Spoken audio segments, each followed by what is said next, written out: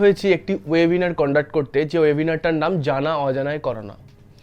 তো নাম দেখে বুঝতেই পারছেন যে এখানে জানা তথ্যর ভিড়ে আপনারা অনেক অজানা তথ্য জানতে পারবেন। এবার বলি, এখানে আমি তো আছি অ্যাজ এ স্পিকার এবং আমি এই ওয়েবিনারটা কন্ডাক্ট করছি।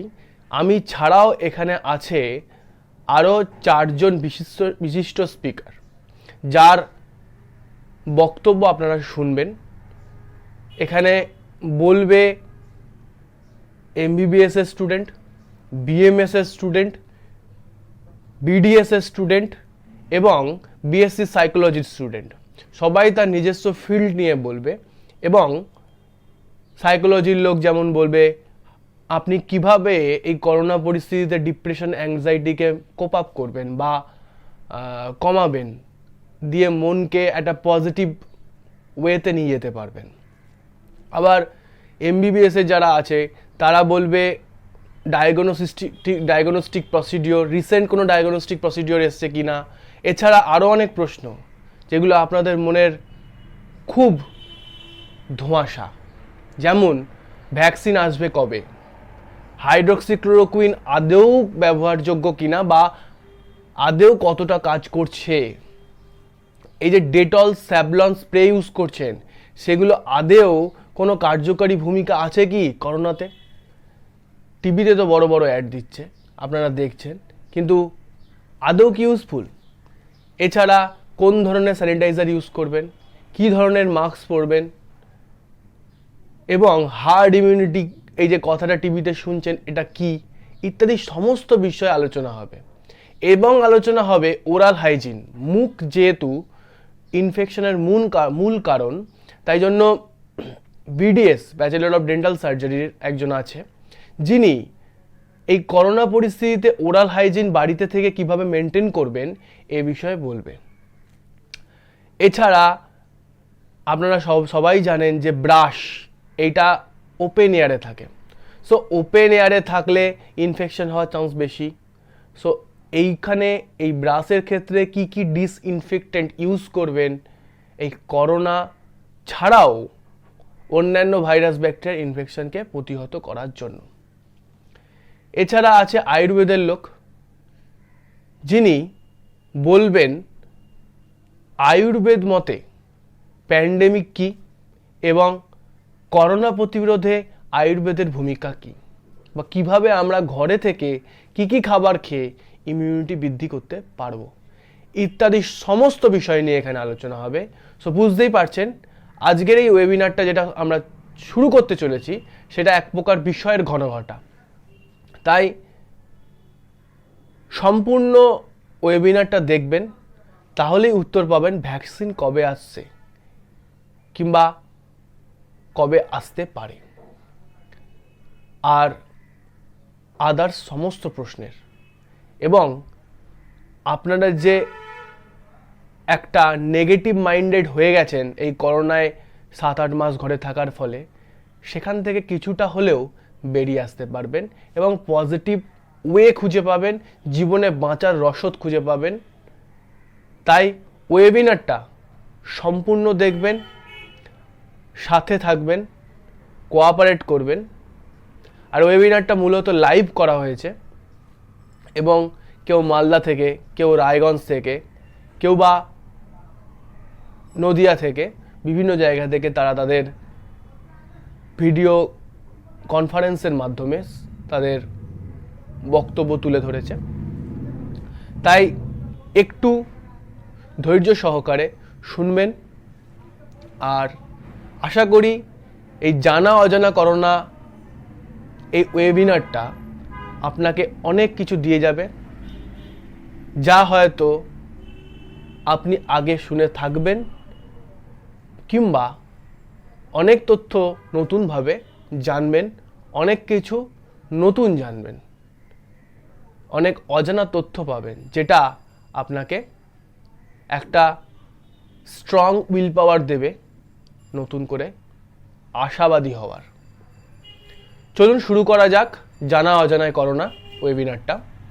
আমাদের প্রথম বক্তা মালদা মেডিকেল কলেজ অ্যান্ড হসপিটালের এমবিবিএস ফাইনাল ইয়ার পার্ট 1 এর স্টুডেন্ট মিস্টার স্নেহার্ঘ হাজরা, যার বক্তব্যের বিষয় করোনার ইতিহাস, ভূগোল ও নামকরণ এবং রোগের লক্ষণ। অর্থাৎ করোনা কিভাবে শরীরে ঢুকছে, কিভাবে ইনফেকশন ছড়াচ্ছে, কি কি রোগের লক্ষণ দেখলে আপনি হসপিটালে যাবেন, আর কি কি রোগের প্রাদুর্ভাব খুব ভয়ানক হতে পারে, আর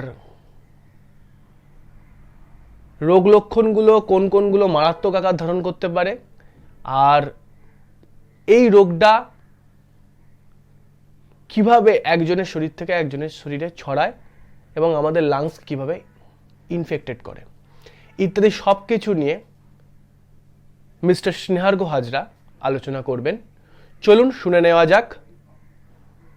প্রথম বিষয়, করোনার ইতিহাস, ভূগোল, রোগ লক্ষণ ও ট্রান্সমিশন অফ করোনা।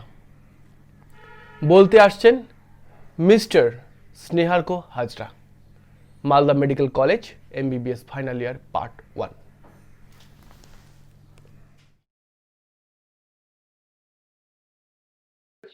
যে 2020 সব থেকে বড় সমস্যা দা করোনা ভাইরাস। তা এই আলোচনার মাধ্যমে আমি চেষ্টা করব খুব সহজভাবে সাধারণ জনমানবের কাছে করোনা ভাইরাস কি এবং সেটা হলে কি হয় তা সংক্ষেপে একটা বিবরণ দেওয়ার।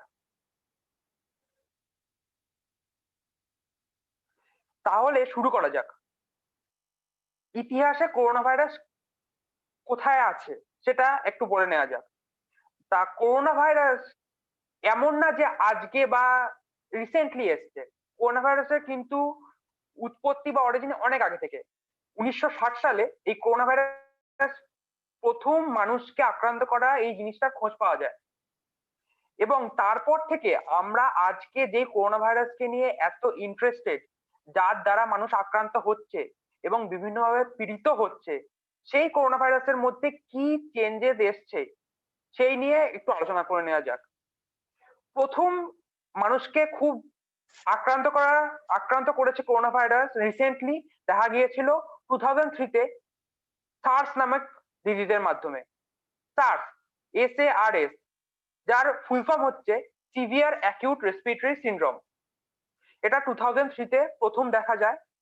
এটার উৎপত্তি হয় এশিয়ায় এবং তারপর ওখান থেকে ছড়িয়ে যায় উত্তর আমেরিকা, দক্ষিণ আমেরিকা এবং ইউরোপে। তো কিন্তু সব থেকে বড় ব্যাপার যেটা, যে 2003-তে এর অরিজিন হলেও 2004-এ এর একটিও কেস দেখা যায় না। সেই সার্সে 2003-তে যে সার্স হয়েছিল সেখানে সিমটমস বলতে দেখা গিয়েছিল নিউমোনিয়া, হাই ফিভার যেখানে খুব জ্বর হয়, মাথা ব্যথা, গায়ে ব্যথা আর ডায়রিয়া। ঠিক তারপরেই 2012-এ করোনা ভাইরাসেরই আর একটা নতুন ফর্ম, নতুন ধরনের করোনা ভাইরাস যেটা দেখা গিয়েছিল সেটা হচ্ছে মার্স, MERS, যেটাকে আমরা বলি মিডল ইস্ট রেসপিরেটরি সিনড্রোম। এর নাম দেখেই বোঝা যাচ্ছে যে এটার উৎপত্তি middle east region of the world, that is Arabian peninsula. Arab দেশে এইটার প্রথম উৎপত্তি হয় এবং তারপরে বিশ্বে ছড়িয়ে পড়ে। এই ভাইরাসটিও বেশি দিন, এই ভাইরাসটিতে আক্রান্ত মানুষও 2012-র পরে আর তেমন ভাবে দেখা যায় না। 2013 বা 2014-এ খুব জোর 8টা কেস রিপোর্টেড হয়। এই ভাইরাসের যে সিমটমস গুলো দেখা গিয়েছিল সেটা হচ্ছে শ্বাসকষ্ট, জ্বর, কাশি, নিউমোনিয়া ইত্যাদি। তো এই সার্স এবং মার্স, এই দুটো যে রোগ, এই দুটো রোগের মধ্যে সব থেকে কমন যে ব্যাপারটা সেটা হলো দুটোই এয়ারবর্নে, অর্থাৎ হাওয়া বাতাসের মাধ্যমে ছড়িয়ে পড়ে।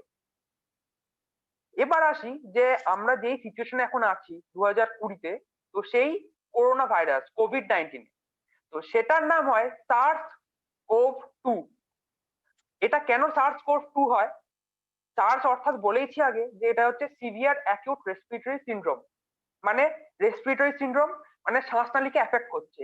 যেহেতু এটা প্রথমবার 2003 তে দেখা দেয় এবং সেকেন্ড বার একই রকমের 2019 দেখা দেয়, তাই এর নাম হয় সার্স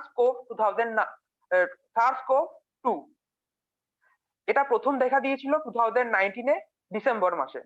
কোথায় দেখা দিয়েছিল? Yohan district of China. তো এই কোভিড-19 নিয়ে আলোচনা একটু এগিয়ে নেওয়া যাক। আচ্ছা, এই করোনা ভাইরাসের নামটা কোথা থেকে এলো সেই নিয়ে একটু আলোচনা করে নেওয়া যাক। করোনা, করোনা মানে অর্থাৎ ক্রাউন মানে মুকুট। তো ভাইরাস যেটা আছে ওই ভাইরাসের পাশে একটা এনভেলপ আছে, ওই এনভেলপে এই মুকুটের মতো কিছু সাবস্টেন্স আছে যেটাকে মুকুটের মতো দেখতে লাগে দূর থেকে, তাই জন্য এর নাম হয় করোনা। এবার সার্স কোভ 2 কেন হলো সেটা একটু আগেই বললাম, যে টু বলার এটাই কারণ যে 2003 প্রথমে একবার সার্স এসেছিল, তারপরে সেকেন্ড বার একই রকমের ভাইরাস আবার 2019 আসে, তাই জন্য এর নাম হয় সার্স কোভ 2।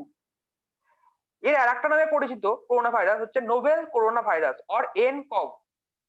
আচ্ছা, এটাকে নোভেল কেন বলা হচ্ছে এটা নিয়ে আরো পরে আরো একটু বড়ভাবে আলোচনা করব, কিন্তু ছোটভাবে বলে রাখি এখন যে নোভেল করোনা ভাইরাস বলার এটাই কারণ যে এখন এই যে নতুন করোনা ভাইরাস যার দ্বারা আমরা সবাই আক্রান্ত 2020 চারদিকে ছেয়ে গেছে, সেটা হলো তার একমাত্র কারণ হলো নতুন নিউ জেনেটিক মেটেরিয়াল, যেটা আগের করোনা ভাইরাস থেকে চেঞ্জ হয়ে গেছে, এখন আরো আপগ্রেডেড, আরো মডিফাইড এবং আরো ভাইরুলেন্স অর্থাৎ আরো ইনফেকশন করার ক্ষমতা নিয়ে এসেছে।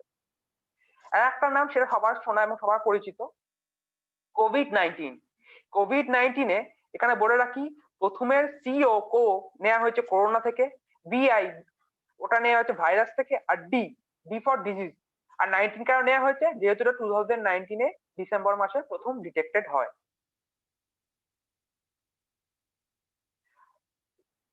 এবার বলা যাক এই কোভিড-19 এর সূচনা কোথা থেকে। খবরে দেখা গেছে বা খবরে বলা হয়েছে বা অনেক জায়গা থেকে এরকম কথাও এসেছে যে হয়তো এটা কোনোদিন ল্যাবরেটরি থেকে তৈরি হয়েছে, অথবা বাদুড় বা সাপ এইসব খাওয়ার ফলে তৈরি হয়েছে, কিন্তু তার কোনো সলিড এভিডেন্স এখনো পাওয়া যায়নি। তাই জন্য বিজ্ঞানীরা এই আলোচনার মধ্যে পরে যেটায় শেষ পর্যন্ত সম্মিলিত একটা বিশ্বাস রেখেছে যে এর উৎপত্তির কারণ মেনলি হতে পারে ন্যাচারাল ইভলিউশন থেকে, প্রাকৃতিক পরিবর্তনের জন্য এই ভাইরাস তৈরি হয়েছে। এবার জেনে নেওয়া যাক যে করোনা ভাইরাস কত রকমের হয়। আরএনএ জেনোটাইপিং করলে দেখা গেছে যে করোনা ভাইরাস সাধারণত 4 রকমের হয়: আলফা, বিটা, গামা আর ডেল্টা। আলফা আর বিটা টাইপগুলি অ্যানিমেলস এবং হিউম্যানস, পশুদের মধ্যে বা মানুষের মধ্যে দু জায়গায় দেখা গেছে, এবং গামা আর ডেল্টা এই ধরনের করোনা ভাইরাস শুধু পশুদের মধ্যে দেখা গেছে। তো সাধারণত কোভিড-19 যেটা দিয়ে আমরা এখন সবাই 2020 আক্রান্ত বা পীড়িত হচ্ছি সেটা beta virus, corona beta virus. এবার এখানে একটা যেটা মেনলি বলার কথা যে এই করোনা ভাইরাস এত আক্রান্ত করছে কেন মানুষজনকে, সেটা জানতে গেলে এইটুকুনি একটু জেনে নিতে হবে যে করোনা ভাইরাস এমনিতে দেখা গেছে যে আলফা, বিটা, গামা, ডেল্টা সবগুলোই পশুদের মধ্যে থাকে বা হতে পারে, ভাইরাসটা প্রেজেন্স থাকতে পারে। তো এত অ্যানিমাল রিসার্ভার্স থাকার কারণে প্রাকৃতিক পরিবর্তনে এবং এত জেনেটিক ডাইভার্সিটি আসার জন্য নতুন রকমের ভাইরাস ওর থেকেই উৎপত্তি নিচ্ছে।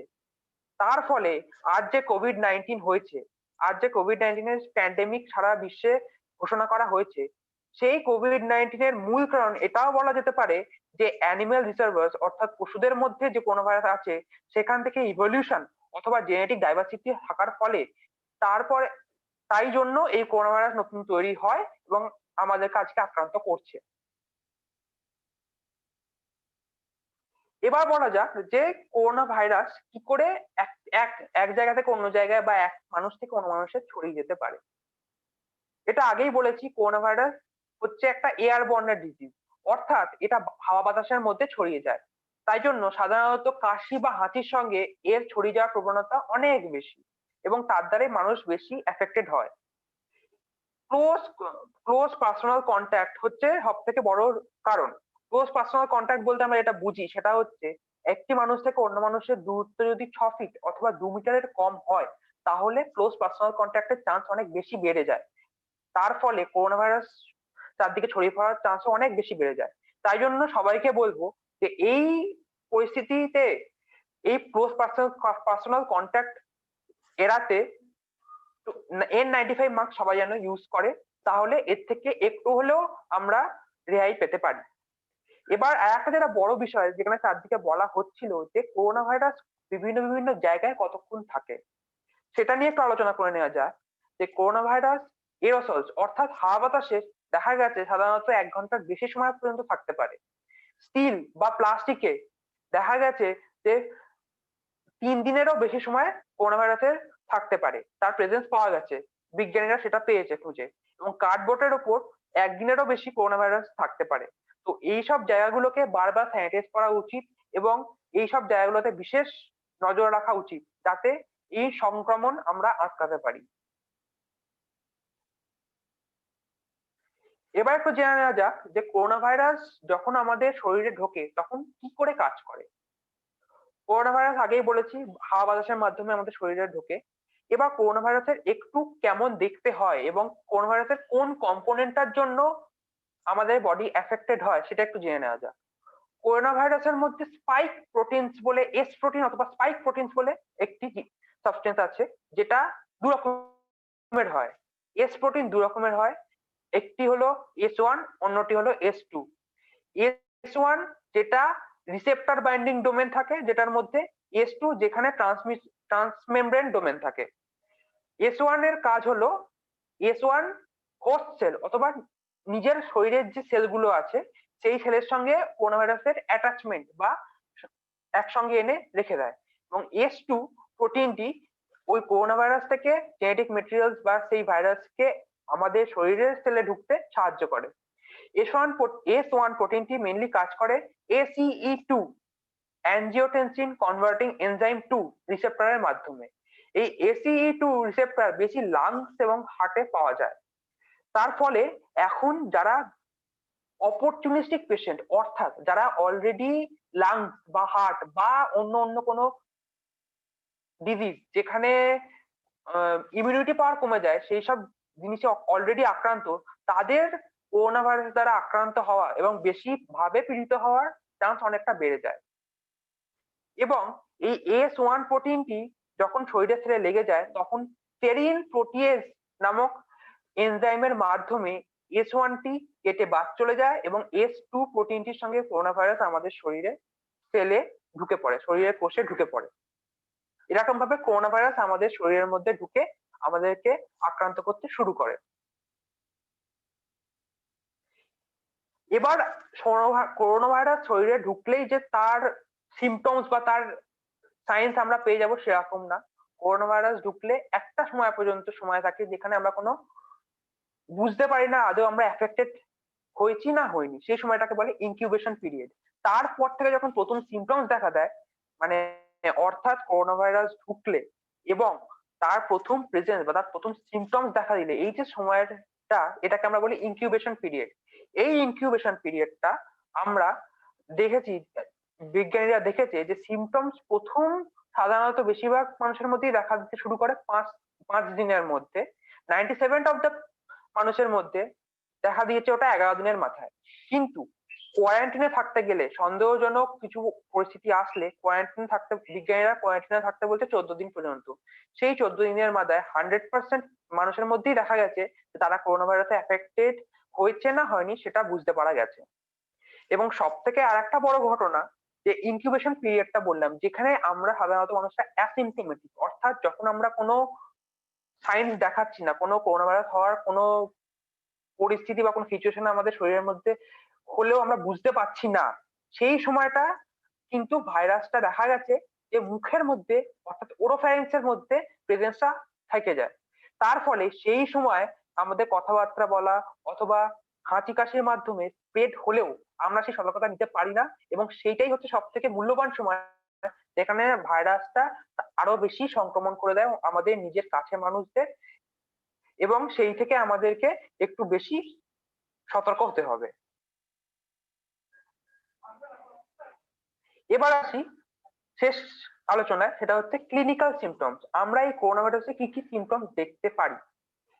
প্রথম যে তিনটে মেন সিমটম সেটা করোনা ভাইরাস হলে বা করোনা ভাইরাস ডিজিজ হলে দেখা যায়, সেটা হচ্ছে ফিভার, যেটা 87 থেকে 98% মানুষের মধ্যে দেখা যায়।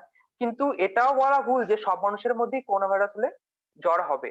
কিছু মানুষের এরকমও হতে পারে করোনা ভাইরাস ডিজিজ দিয়ে আক্রান্ত হলেও জ্বর নাও হতে পারে, খুবই কম সংখ্যক সেটা অবশ্য। তার মধ্যে কাশি দেখা যায়, খুব সিভিয়ার পরিমাণে খুবই কাশি দেখা যায়, এবং শর্টনেস অফ ব্রেথ অর্থাৎ শ্বাসকষ্ট, যেটা পরে নিউমোনিয়াতেও পরিবর্তিত হতে পারে। তো এই তিনটে হচ্ছে করোনা ভাইরাসের মেন সিমটম, যেটা প্রথম দেখা দিয়েছিল।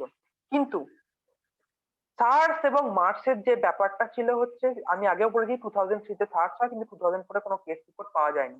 এবং মার্সেও 2012 এ মার্স হলেও 2013 আর 14 খুব বেশি কেস পাওয়া যায়নি। অর্থাৎ সেখানে দেখা দিয়েছিল যে মানুষরা খুব কম টাইমের জন্য আক্রান্ত হয়ে নিজে থেকেই ঠিক হয়ে গেছে। মানে গ্লোবাল থ্রেট খুব কম বলা যেতে পারে ওদেরকে। কিন্তু ব্যাপার এখানে করোনা ভাইরাস 2019 যেটা হয়েছিল, এখানে দেখা দিয়েছে যে মানুষরা অনেক দিন ধরে আক্রান্ত। তার ফলে এটা বিজ্ঞানীদের সাহায্য করেছে যে কি করে মানে গবেষণা করতে যে আরো কি কি সিমটমস থাকতে পারে যেগুলো আমরা জানতে পারিনি অন্যদের সার্স এবং মার্সের ক্ষেত্রে। সেটা বিজ্ঞানীরা গবেষণা করে দেখেছে যে আরো যে এক্সট্রা সিমটমস গুলো দেখা যায়, সেটা হচ্ছে গলা ব্যথা, গা বমি, ডায়রিয়া, মাথা ব্যথা, আরো ইত্যাদি।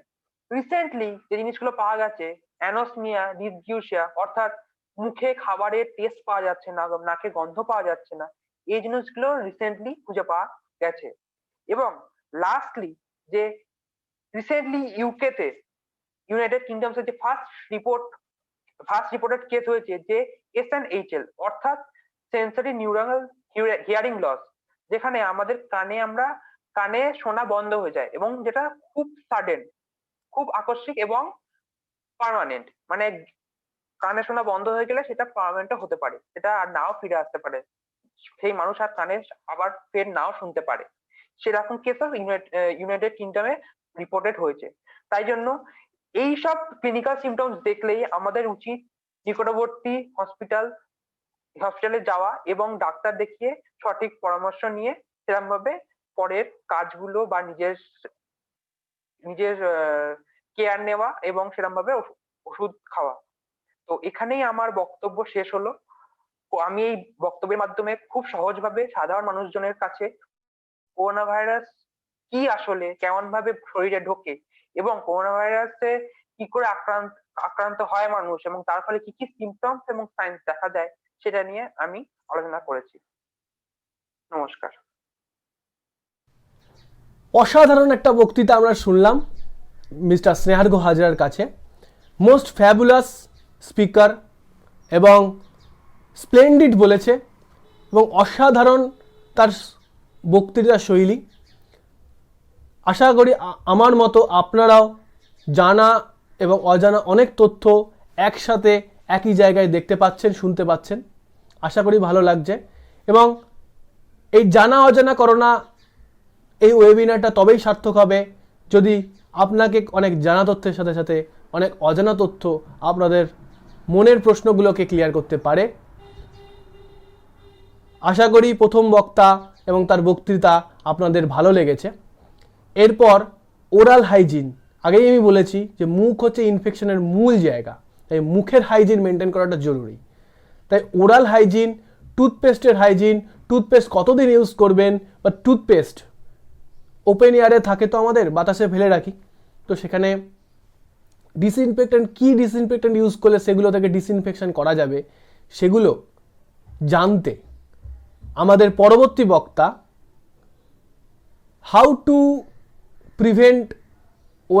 To prevent corona virus and maintain the oral hygiene in the lockdown period, এই বিষয়ে বলতে, মানে লকডাউনে ওরাল হাইজিন মেনটেন করব কিভাবে, এটা সম্বন্ধে জানতে আমি ডেকে নেব আমাদের পরবর্তী বক্তা miss Unneta Dutta, BDS third year, Ayush and health university Raipur. চলুন শুনে নিই ওরাল হাইজিনের কথোপকথন, গল্প, ওরাল হাইজিন কিভাবে মেনটেন হবে, ওরাল হাইজিন নিয়ে অনেক জানা অজানা তথ্য। চলুন দেখে নেওয়া যাক। সারা বিশ্বে করোনা ভাইরাসের ফলে এক ভয়ঙ্কর অবস্থার সৃষ্টি হয়েছে। তাই এই মহামারী বা প্যান্ডেমিক কন্ডিশনের হাত থেকে আমাদের জীবনকে সুস্থ রাখতে কিছু স্বাস্থ্যবিধি মেনে চলতে হবে। করোনা ভাইরাস যখন আমাদের শরীরে প্রবেশ করছে, কিছু সিমটমস দেখা যাচ্ছে। কি কফ এন্ড কোল্ড, মানে হাঁচি, কাশি, জ্বর, আমাদের শ্বাস নিতে কষ্ট হচ্ছে। এর পাশাপাশি আমাদের এখন টেস্ট এবং স্মেলের ক্ষেত্রেও কিছু সমস্যা দেখা দিচ্ছে। তো এই করোনার কোভিড-19 এর পরিস্থিতিতে নিজেকে সুস্থ রাখতে আমাদের গুড জেনারেল হাইজিন মেনে চলতে হবে। যেমন দূরত্ব, একে অপরের থেকে কোনো ভিড়ে জমায়েত করা যাবে না, মাস্ক ইউজ করতে হবে, সোশ্যাল ডিস্টেন্সিং বজায় রাখতে হবে। এর পাশাপাশি মুখের মানে ওরাল ক্যাভিটির হাইজিন মেনটেন করা আবশ্যক। তো এই ওরাল হাইজিন মেনটেনের ক্ষেত্রে কিছু রুলস বা কিছু সাবধানতা আমাদেরকে অবলম্বন করতে হবে। প্রথমত আমি বলবো যে আমাদের আমেরিকান ডেন্টাল অ্যাসোসিয়েশন ব্রাশের ক্ষেত্রে আমরা যে ব্রাশ ইউজ করি সেটা ক্ষেত্রে কিছু রুলস বের করেছে। প্রথমত কি, আমাদের ক্লিন অ্যান্ড ডিসইনফেক্ট করতে হবে টুথব্রাশকে, পরিষ্কার এবং জীবাণু মুক্ত করতে হবে। জীবাণুমুক্ত এবং পরিষ্কারের ক্ষেত্রে আমরা সাধারণত 0.5% হাইড্রোজেন পার অক্সাইড ইউজ করে থাকি। এই হাইড্রোজেন পার অক্সাইডের মধ্যে 15 মিনিট মতো যদি আমরা ডুবিয়ে রাখি তাহলে সেই জীবাণু মুক্ত হতে পারে। কিন্তু যদি এই আমাদের হাইড্রোজেন পার অক্সাইড অ্যাভেলেবেল না হয়, তাহলে গরম জলের মধ্যে যদি আমরা ব্রাশকে ডুবিয়ে রাখি কিছুক্ষণ, তাহলেও সেটা আমাদের জীবাণু মুক্ত হতে সাহায্য করবে। Next slide. পরের স্লাইড।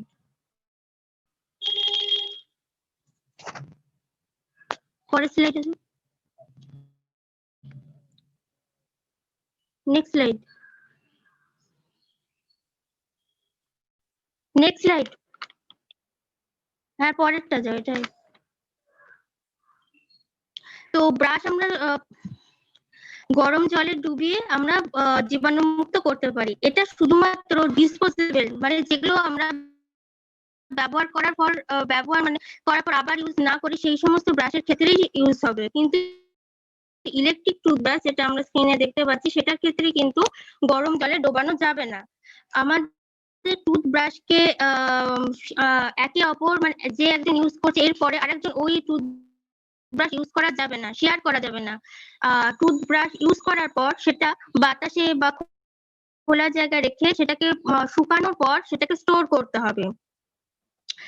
সেকেন্ডলি আমি বলবো যে রিপ্লেস করতে হবে টুথব্রাশ। Next slide.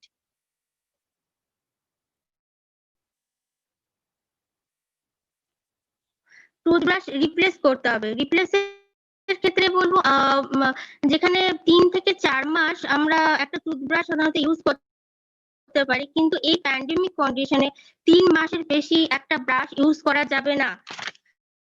এরপর প্রপারলি স্টোর করতে হবে আমাদের টুথব্রাশকে। সাধারণত আমরা যদি সোজা ভাবে মুখ বন্ধ করে টুথব্রাশ রাখি তাহলে সেটা জীবাণু মুক্ত থাকে, ব্যাকটেরিয়া বা বিভিন্ন ভাইরাস তাতে জমতে পারে না। তো এগুলো আমরা ব্রাশের ক্ষেত্রে ইউজ করব, ব্রাশ কিভাবে রাখা বা ব্রাশের ক্ষেত্রে। এরপরে আসবো যে গুড ওরাল কেয়ার, আমরা কেয়ার করব কিভাবে মুখের। Next slide.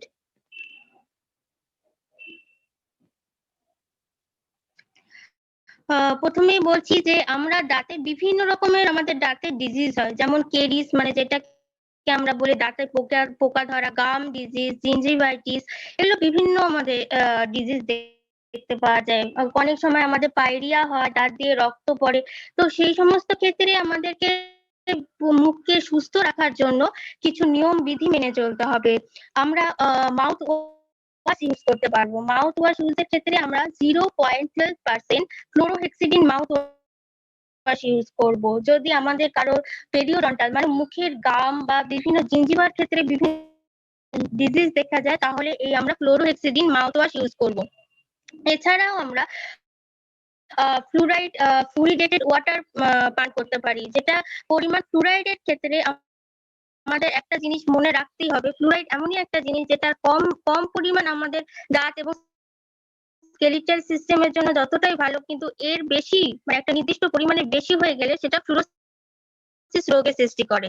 সেটার পরিমাণ নর্মাল রেঞ্জ হলো, যেটা আমরা পানীয় জলের সাথে নিতে পারি, সেটা হচ্ছে 1 ppm। এছাড়াও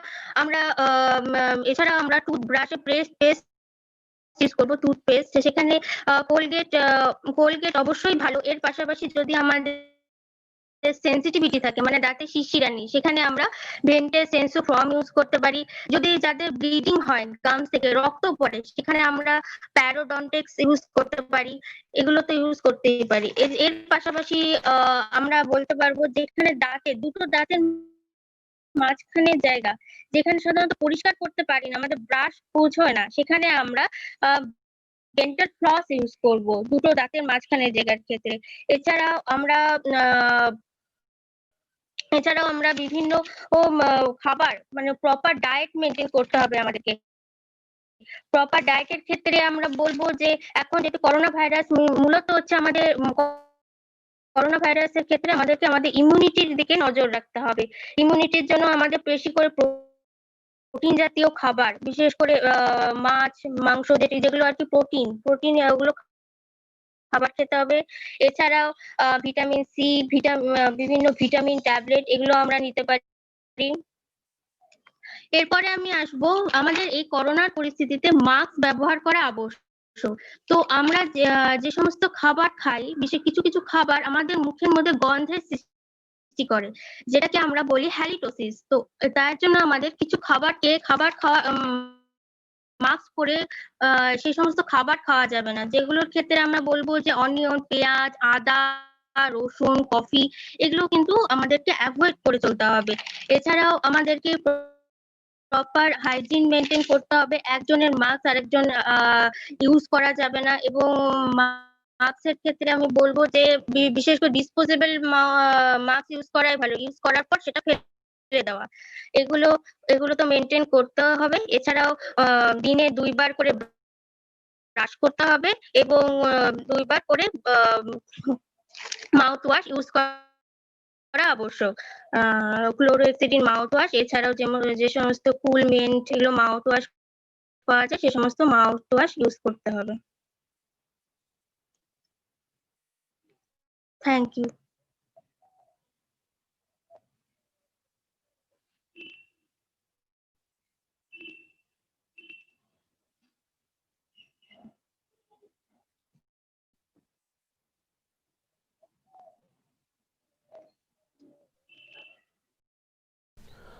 মোস্ট ডেলিবারেটলি এত সুন্দরভাবে miss Unneta Dutta oral hygiene কিভাবে মেনটেন করব এটা আমাদের বুঝিয়েছে।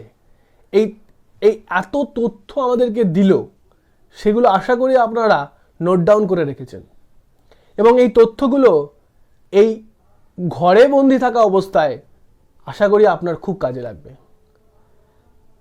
আর এরপর বলতে আসবে যিনি মূলত করোনা প্রতিরোধে আয়ুর্বেদ কিভাবে কাজ করে এবং আয়ুর্বেদ আমাদের কিভাবে ইমিউনিটি বৃদ্ধি করবে, কিংবা নাকে গন্ধ বা মুখে স্বাদ না পেলে আয়ুর্বেদ মতে কি করবেন, প্যান্ডেমিককে আয়ুর্বেদ মতে কিভাবে প্রিভেন্ট করবেন, সেটার একটা সুবিশাল আলোচনা নিয়ে হাজির হচ্ছে Xavier state Ayurvedic medical college and hospital, government of West Bengal এর ফাইনাল ইয়ারের student, final year bachelor of Ayurvedic medicine and surgery student miss Sayani দে।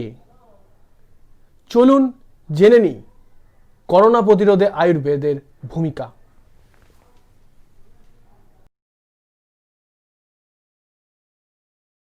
দুজন দুজন বক্তা ছিলেন, তারা খুব সুন্দর করে বর্ণনা করেছেন কিভাবে মানে কোভিড-19 সিচুয়েশনে আমরা কিভাবে কি করব, কিভাবে ওরাল হাইজিন মেনটেন করব, কোথা থেকে কোভিড-19 উৎপত্তি হয়েছে, তারা খুব সুন্দর বর্ণনা করেছেন। কিন্তু আমাদের আয়ুর্বেদিক শাস্ত্রে আজ থেকে বহু বছর আগে কিন্তু এই কন্ডিশনের কথা কিন্তু বর্ণনা করা হয়েছিল। মহর্ষি চরক বিমান স্থান ৩য় নম্বর চ্যাপ্টার জনপদ বিধ্বংসী বিমানে কিন্তু এই প্যান্ডেমিক কন্ডিশনকে আমরা কিভাবে ডিল করব এবং এই কন্ডিশনে কি কি সাইন সিমটম হয় তার উপর ভিত্তি করে কিন্তু একটি পুরো অধ্যায় বর্ণনা করেছেন। এছাড়া আমাদের কিন্তু ভাইরাস ব্যাকটেরিয়া বলে কিছু হয় না। ভাইরাস ব্যাকটেরিয়াকে আমরা সাধারণত বলে থাকি। কৃমি বলতে আমাদের প্রথমেই মাথায় আসে ওয়ার্ম, কিন্তু কৃমি মানে ওয়ার্ম নয়। কৃমি মিন্স আমাদের স্বাস্থ্যে বোঝায় কিছু living or non living organism যেটা সারাউন্ডিং আমাদের চারপাশে থাকে, যেটা কিন্তু আমাদের দেহে ডিজিজ প্রডিউসে সাহায্য করে। তো তাগুলো আমি বলে থাকি। তো এই কৃমির সাথে আমরা মডার্ন কোরিলেশন ভাইরাস বা ব্যাকটেরিয়ার করতে পারি, যেগুলো আমাদের শরীরে কিন্তু ডিজিজ প্রডিউস করছে।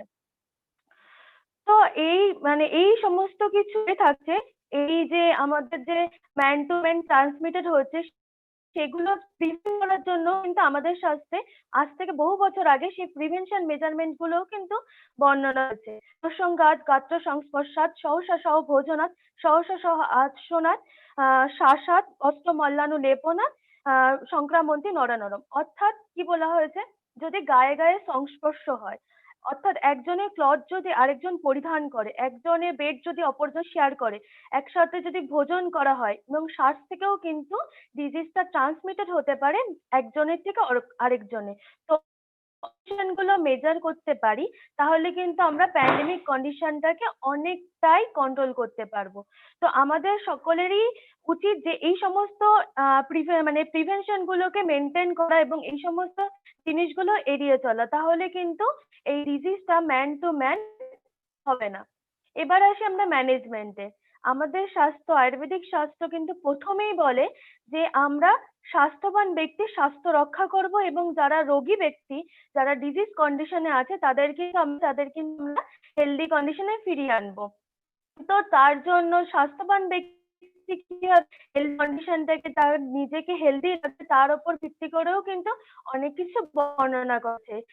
দিনচর্যা, রাত্রিচর্যা, ঋতুচর্যা কিন্তু বর্ণনা করা হয়েছে। সেগুলো যদি একটা হেলদি পার্সন তার লাইফ ইনক্লুড করতে পারে, তাহলে কিন্তু সেই পার্সনটা অনেকটাই বেশি একটা হেলদি লাইফস্টাইল লিড করতে পারবে। যেমন আমরা বলতে পারি যে সকালবেলা আর্লি মর্নিং এ ওঠা। আর্লি মর্নিং বলতে আমাদের শাস্ত্র বলেছে ব্রহ্ম মুহূর্তে ওঠা হচ্ছে বেস্ট টাইম ফর মানে ঘুম থেকে ওঠার জন্য। ব্রহ্ম মুহূর্তে বোঝায় মানে সূর্য উদয়ের 45 মিনিট আগে আমরা ঘুম থেকে উঠবো।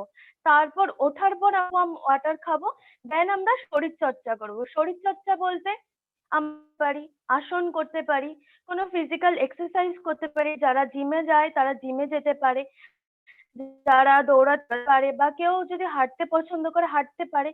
মিনিমাম 30 মিনিট আমরা এর জন্য চর্চা করব। তার মধ্যে আমরা যেরকম সূক্ষ্ম কিছু প্রাণায়াম আছে, অমৃত, উজ্জায়ী, সেগুলোও কিন্তু আমরা করতে পারি।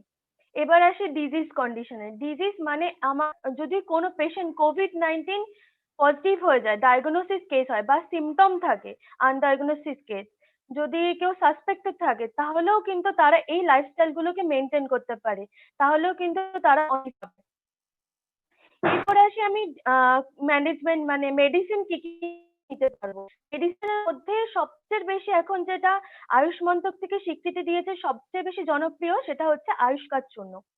আয়ুষ কার্ড চিহ্ন কিন্তু এখন বর্তমানে নানা কোম্পানি তৈরি করে থাকছে। যে কোনো আয়ুর্বেদিক মেডিকেল শপে কিন্তু অ্যাভেলেবেল। বৈদ্যনাথ, ঝান্ডু, পতঞ্জলি বিভিন্ন কোম্পানি বানিয়ে থাকে। কিন্তু যদি আপনারা কালেক্ট করতে না পারেন, তাহলেও ভয় পাওয়ার কোনো দরকার নেই। আপনারা কিন্তু সহজে বাড়িতে কিন্তু রেসিপিটা বানিয়ে ফেলতে পারেন। যেমন তুলসী পাতা 4 পাট নিলেন, গোলমরিচ হচ্ছে 2 পাট, লবঙ্গ 1 পাট এবং দারুচিনি 2 পাট নিলেন। সেটাকে 4 কাপ জল 3 কাপ করে সেটা সকালে একবার বিকেলে একবার খাবেন। এর সাথে আপনারা মধু ইউজ করতে পারেন, তাহলেও কিন্তু আপনারা বেনিফিশিয়াল হবে। এটা কিন্তু আমার মাদার ইনস্টিটিউটের formulation, JB Roy state Ayurvedic hospital and college. আজ থেকে প্রায় 100 বছর আগে যখন স্প্যানিশ ফ্লু হয়েছিল তখন কিন্তু এই ফর্মুলেশনটা তৈরি করা হয়েছিল। ওখানকার যে সিনিয়র বা যারা ছিলেন তারা কিন্তু এটাই তৈরি করেছেন এবং সেই সময় কিন্তু এটা খুব জনপ্রিয় হয়েছিল জ্বরের চা হিসেবে। এছাড়া আপনারা গোল্ডেন মিল্ক নিতে পারেন। গোল্ডেন মিল্ক হচ্ছে আপনারা 1 গ্লাস দুধের মধ্যে হাফ চামচ হলুদের গুঁড়ো দিয়ে সেটা কিন্তু বানাতে, কারণ আমরা জানি হলুদের মধ্যে কিন্তু অ্যান্টি ইনফ্লামেটরি একটা গুণ রয়েছে যেটা কিন্তু আমাদের মানে ডিজিজটাকে প্রোটেকশনের জন্য সাহায্য করে।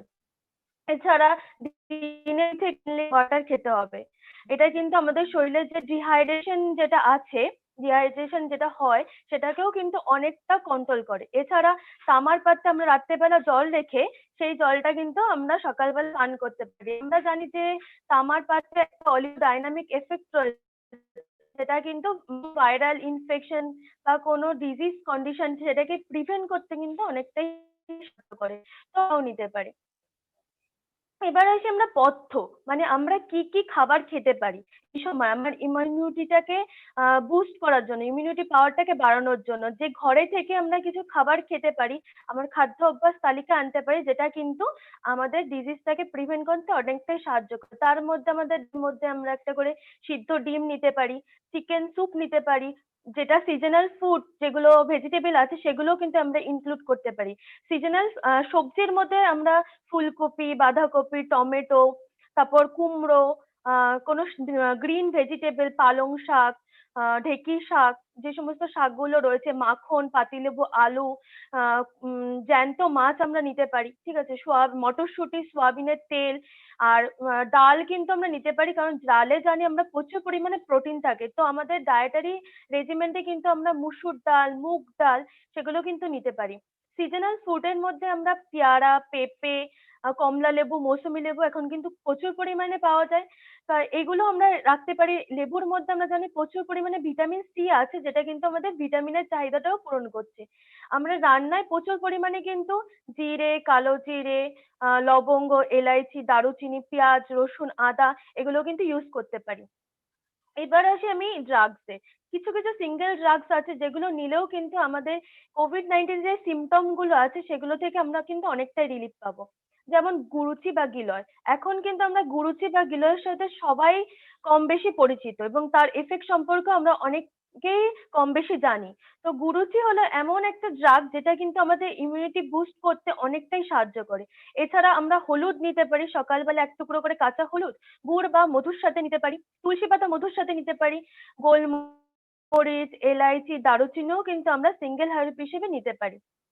এবার আসি আমাদের আয়ুর্বেদ স্বাস্থ্য কিছু মানে প্রিভেনশন বা কিছু মেজারমেন্টের কথা বলেছেন যেগুলো করলে কিন্তু আপনাদের লাইফস্টাইলটা হেলদিও হবে, আপনার কিন্তু কোভিড-19 এর যে সাইন সিমটম গুলো আছে সেগুলো থেকেও কিন্তু অনেকটা রিলিফ পাবেন।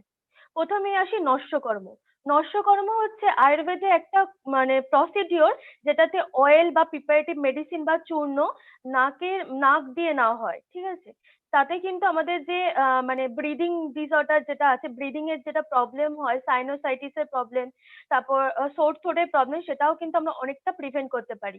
আমাদের কিছু শাস্ত্রীয় মেডিসিন আছে যেমন সরবিন্দু তৈল, অনুতৈল।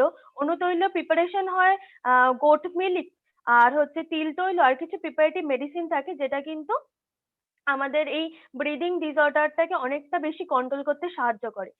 এছাড়া যদি আমরা এই প্রিপারেটিভ মেডিসিন গুলো না পাই তাহলে কিন্তু আমরা আমাদের সকলের ঘরে কিন্তু সরিষার তেল, নারকেল তেল, ঘি, তিল তেল কিন্তু প্রেজেন্ট থাকেই। তো যে কোনো একটা আমরা সকালবেলা 2 নাকে 2 ফোঁটা করে নিতে পারি।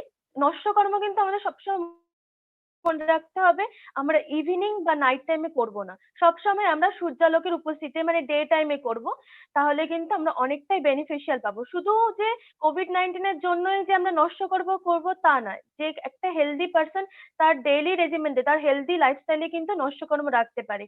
এই নষ্টকর্ম করলে কিন্তু কখনোই পাকা চুল হবে না এবং যাদের স্মেল পাচ্ছে না, কোভিড-19 এর একটা মেইন প্রবলেম সিমটম বলে যে স্মেল পাচ্ছি না, কোনো গন্ধ পাচ্ছি না, সেটাও কিন্তু 2 থেকে 3 দিনের মধ্যে কিন্তু সেই স্মেল না পাওয়াটাও কিন্তু ফিরে আসবে, কোনো জিনিসের স্মেল পাবে। এছাড়া আরেকটা প্রসিডিওর আমাদের আয়ুর্বেদে বলা হয়েছে কবল গণ্ডূষ। কবল গণ্ডূষ, কবল হচ্ছে কোনো মেডিসিনাল প্রপার্টি বা লিউকওয়ার্ম ওয়াটার ফুল মাউথে হোল্ড করে রাখতে হবে এবং উইদাউট মুভমেন্ট। সেটা কোনো মেডিসিনাল তোমার তৈল হতে পারে, তিল তেল বা নারকেল তেল হতে পারে, বা কোনো লিউকওয়ার্ম ওয়াটার, শুধু লিউকওয়ার্ম ওয়াটারও কিন্তু আমরা হোল্ড করতে পারি।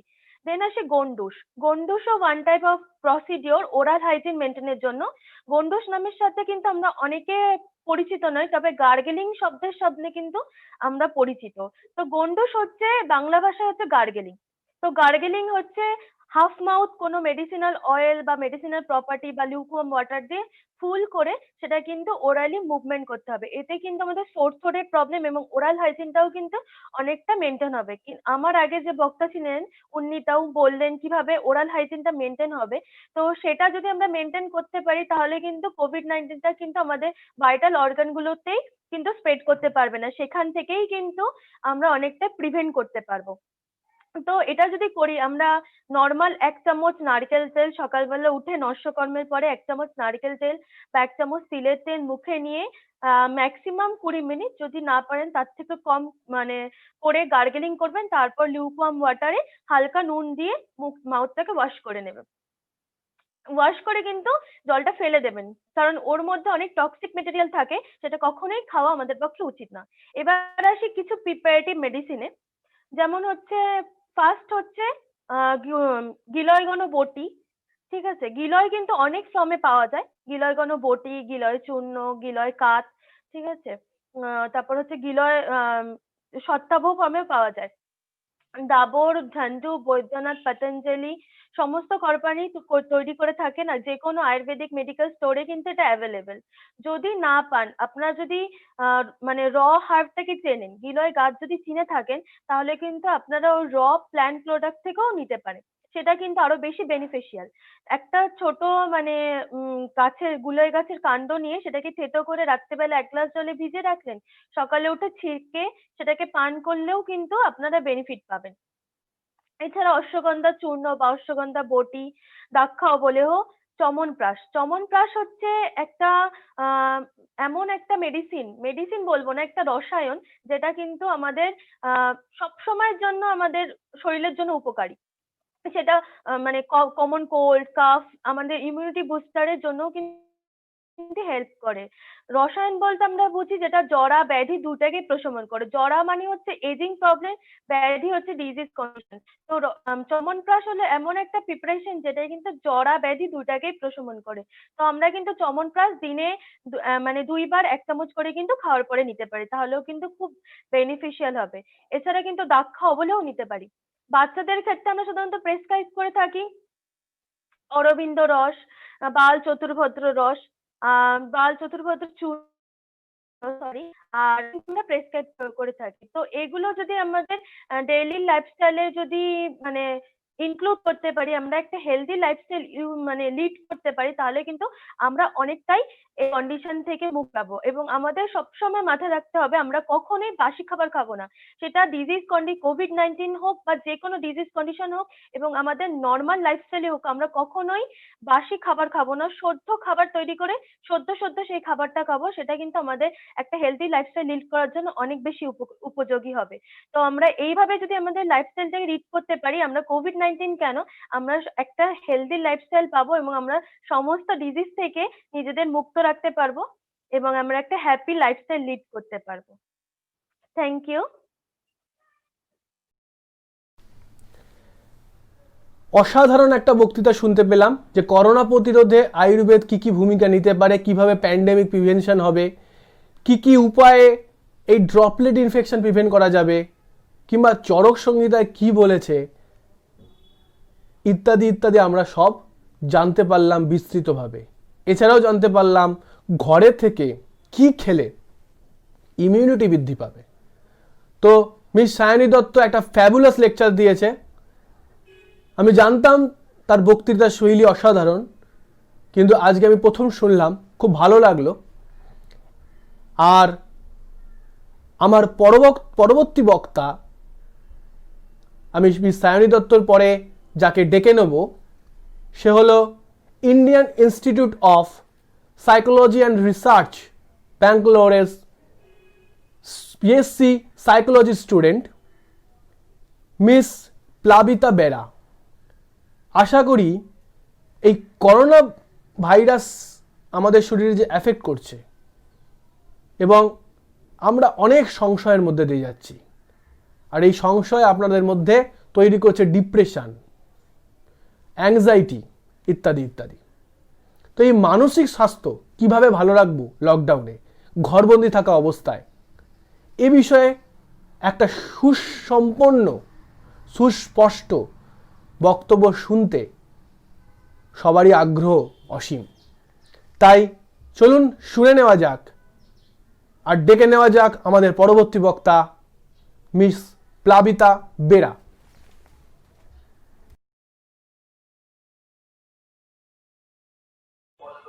নমস্কার, আমার নাম প্লাবিতা আর আজকে আপনারা আমার সঙ্গে আছেন।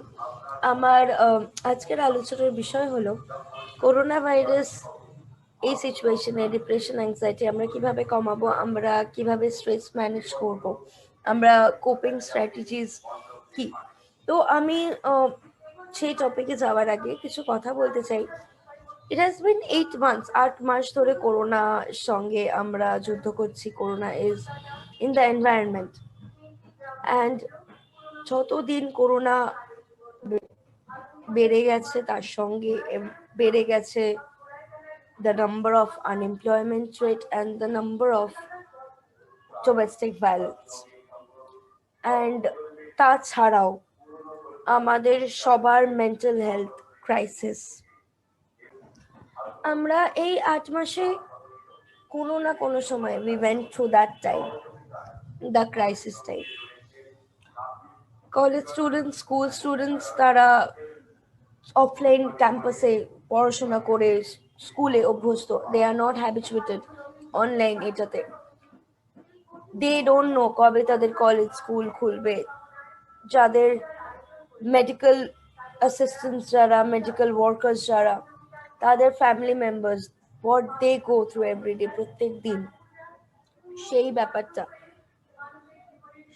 হিউম্যান বিং ইজ সোশ্যালাইজিং, আমরা এটা অলওয়েজ শুনে এসেছি। মানুষ কমিউনিকেট করেই বাঁচতে পারে। ইটস নট ইজি বাড়িতে একা বসে একা বাঁচা, and that is what is happening to us. আমাদের mental health crisis at this moment is very much normal, and this is what we are going through. And এই ব্যাপারে আমি আর বেশি কথা না বলে, let me share the screen and go directly into the thing.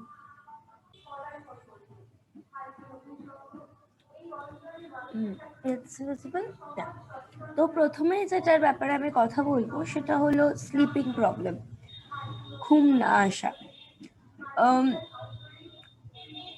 Corona ভাইরাসের this immense holiday যেটা আমাদেরকে দেওয়া হয়েছে, এই যে এত ছুটি, that has actually affected our sleep schedule, and তার জন্য কিছু things that I want to say is stick to a sleep schedule of the same bedtime and wake up time even on weekends, and একটা আপনারা maintain করুন, একটা time stick করুন যেই টাইমে আপনারা শুতে অভ্যস্ত অ্যান্ড উঠতে অভ্যস্ত। Maintain the routine, maintain the schedule, যেটা করোনার জন্য সামওয়্যার ওটা আমাদের ব্রেক হয়েছিল।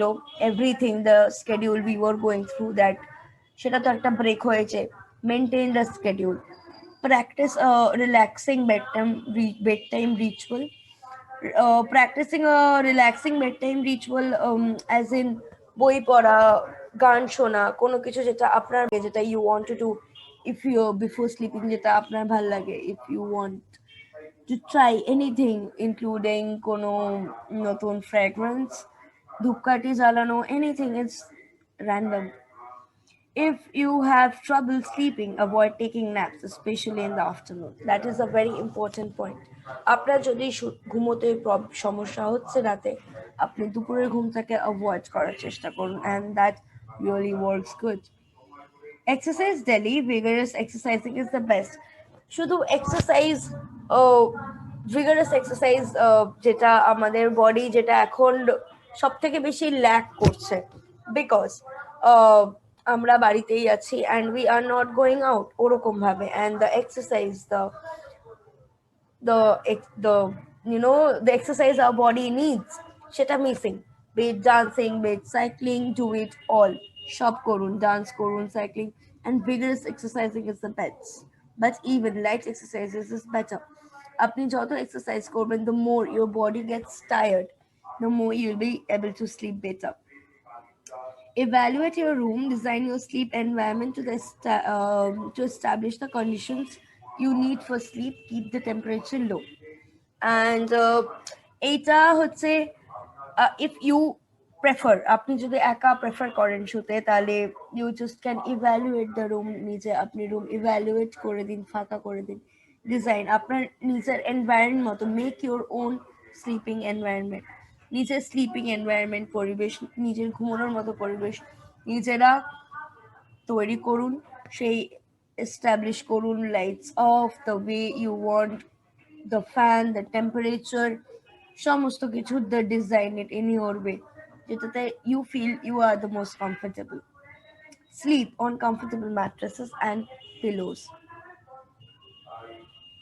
Stress management, এইটার ব্যাপারে আমি I want to go through the points, প্রত্যেকটা points আমি খুব ডিটেলসে বলতে চাই. Firstly, it's okay to feel anxious, anxious হওয়া is fine, but the point is,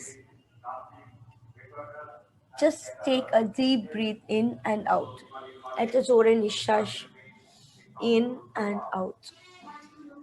Habits like exercising, yoga, regular meditation will help a lot. যেমন exercising, yoga, regular meditation, এগুলো is actually, and not only that, আপনার যদি আঁকতে ভালো লাগে আপনি আঁকুন, আপনার যদি ডান্স করতে, এনিথিং যেটা আপনার ভালো লাগে and that keeps you happy, just do that. সেটা এক্সারসাইজ হতে পারে, যোগা হতে পারে, ডান্স হতে পারে, পেইন্ট হতে পারে, রাইটিং হতে পারে, it can be anything. Listen and talk your heart out with your loved ones. সব থেকে বড় কথা, শুনুন, অন্য কেউ যদি কোনো কথা বলতে চায়, try to listen. আপনিও in your case talk your heart out, নিজের just talk it out যেটা আছে. if you want to talk, if you are comfortable কারোর সঙ্গে, be it your friend, family, neighbor, anyone, talk your heart out, নিজের just talk it out. Help your own self, start writing your own dreams, wishes, plans, and trust me, this works great because self, like helping your own self, আপনি কি করতে চান, self help, we believe in self help. Just you do for yourself what the plans you have, the wishes you have, the dreams you have, the things you want to get, everything. Just habit করুন to write down the plans, to write down the wishes, to write down the dreams, to write what you want to do in life, and tick them once you accomplish them. Just once they are done, just tick them. Like for example, I want to give you want to plant something, and then you plant it, and then you tick the wishes list game, done. Help your own self. Try out different hobbies like painting, animal keeping, design, learn new things. You are not too old to learn anything. Exactly, learn and unlearn. Here I would also say you need to unlearn your biases, judgments, bias. Unlearn these. Learn new things. Planting, animal keeping, designing. যেটা আপনি এতদিন শিখতে চেয়েছিলেন, হয়তো শিখতে পারেননি, কোনো কারণে it was not there, হয়নি, but you can do it now. You are not too old to learn anything. You are never old to learn anything, basically. Any stress that you can cut out will minimize your whole load. Anything that you can cut out, not think about, will minimize the load. যত ছোট ছোট জিনিস আপনি কেটে কেটে বাদ দিয়ে দেবেন, কাট করে, the stress থেকে আপনি you remove it, it releases the load. Ways to reduce stigma attached to mental health. this is also very important topic to talk about. It is easy. It is obviously, we do say that we do say that, you know, mental health, it's very normal, but কোথাও গিয়ে we are still biased. আমার পাশের বাড়িতে যখন কোনো কিছু হয় বা আপনার আশেপাশে, you still feel, what is this? Please, this is not a stigma. Just like physical health, mental health is important. And there are a few ways to reduce stigma attached to mental health, and those are: know the facts, educate yourself about mental illness, including substance use disorders, read about mental health, educate yourself and people around you. Know the facts, know about the facts of the mental health, why it happens, why it can happen. কেন, কি, বিষয়টা কি, জানুন, educate yourself and the people with you, আপনার আশেপাশটাকে, and learn more about mental illness. Be aware of your attitudes, behavior. Don't use disrespectful terms when you talk about people or mental health. Choose your words carefully, talk openly about it, have a positive attitude. Be aware যখন আপনারা, the way you are behaving, the way you are talking to the person, any person. আমি এটা বলছি না the person who is going through, it's any person যার সঙ্গে আপনারা কথা বলছেন, the behavior, the attitude, that's what matters. And using disrespectful terms, and when you talk about people or mental health, like when you're talking about mental health, the issues, the problems, everything, any kind of disrespectful terms is not accepted. And choose your words carefully, talk openly about it, have a positive attitude. Removing the negativity is one of the major ways we can cut the stress, the everything out. Removing the negativity from the life. Encourage equality between physical and mental illness. Just like you don't make fun of someone who is having, I just don't want to read this out. You can't do this too. Let's encourage the equality between physical and mental health. As important as physical health, mental health is. And just like the way you don't make someone who is having some physical health issues, you just can't do it here too. Be honest about the treatment. Fight your stigma by opening out. See that you see a therapist. It's completely fine. See a therapist. Talk to them. It's fine. Fighting with your stigma, just fight it away. Go a therapist. Talk to it. Talk openly about it. The maximum you can, the maximum you want, the maximum you are comfortable in. Choose empowerment over shame. Show compassion and love for them with mental health issues. They are as normal as you. Be a positive mental health role model. Choose empowerment over shame. It's not a shame. Depression, anxiety, stress, anything. It's not a shame. It's as normal as. Let's empower it. Let's choose to show compassion instead of criticization. And they are, everyone is as normal as we all are. We all are same. There's nothing we and they, there's nothing. Everyone is same. And we try to be a positive mental health role model. This is what I have to share for my, I think it was I'll just stop sharing. It was a lovely session talking to everyone.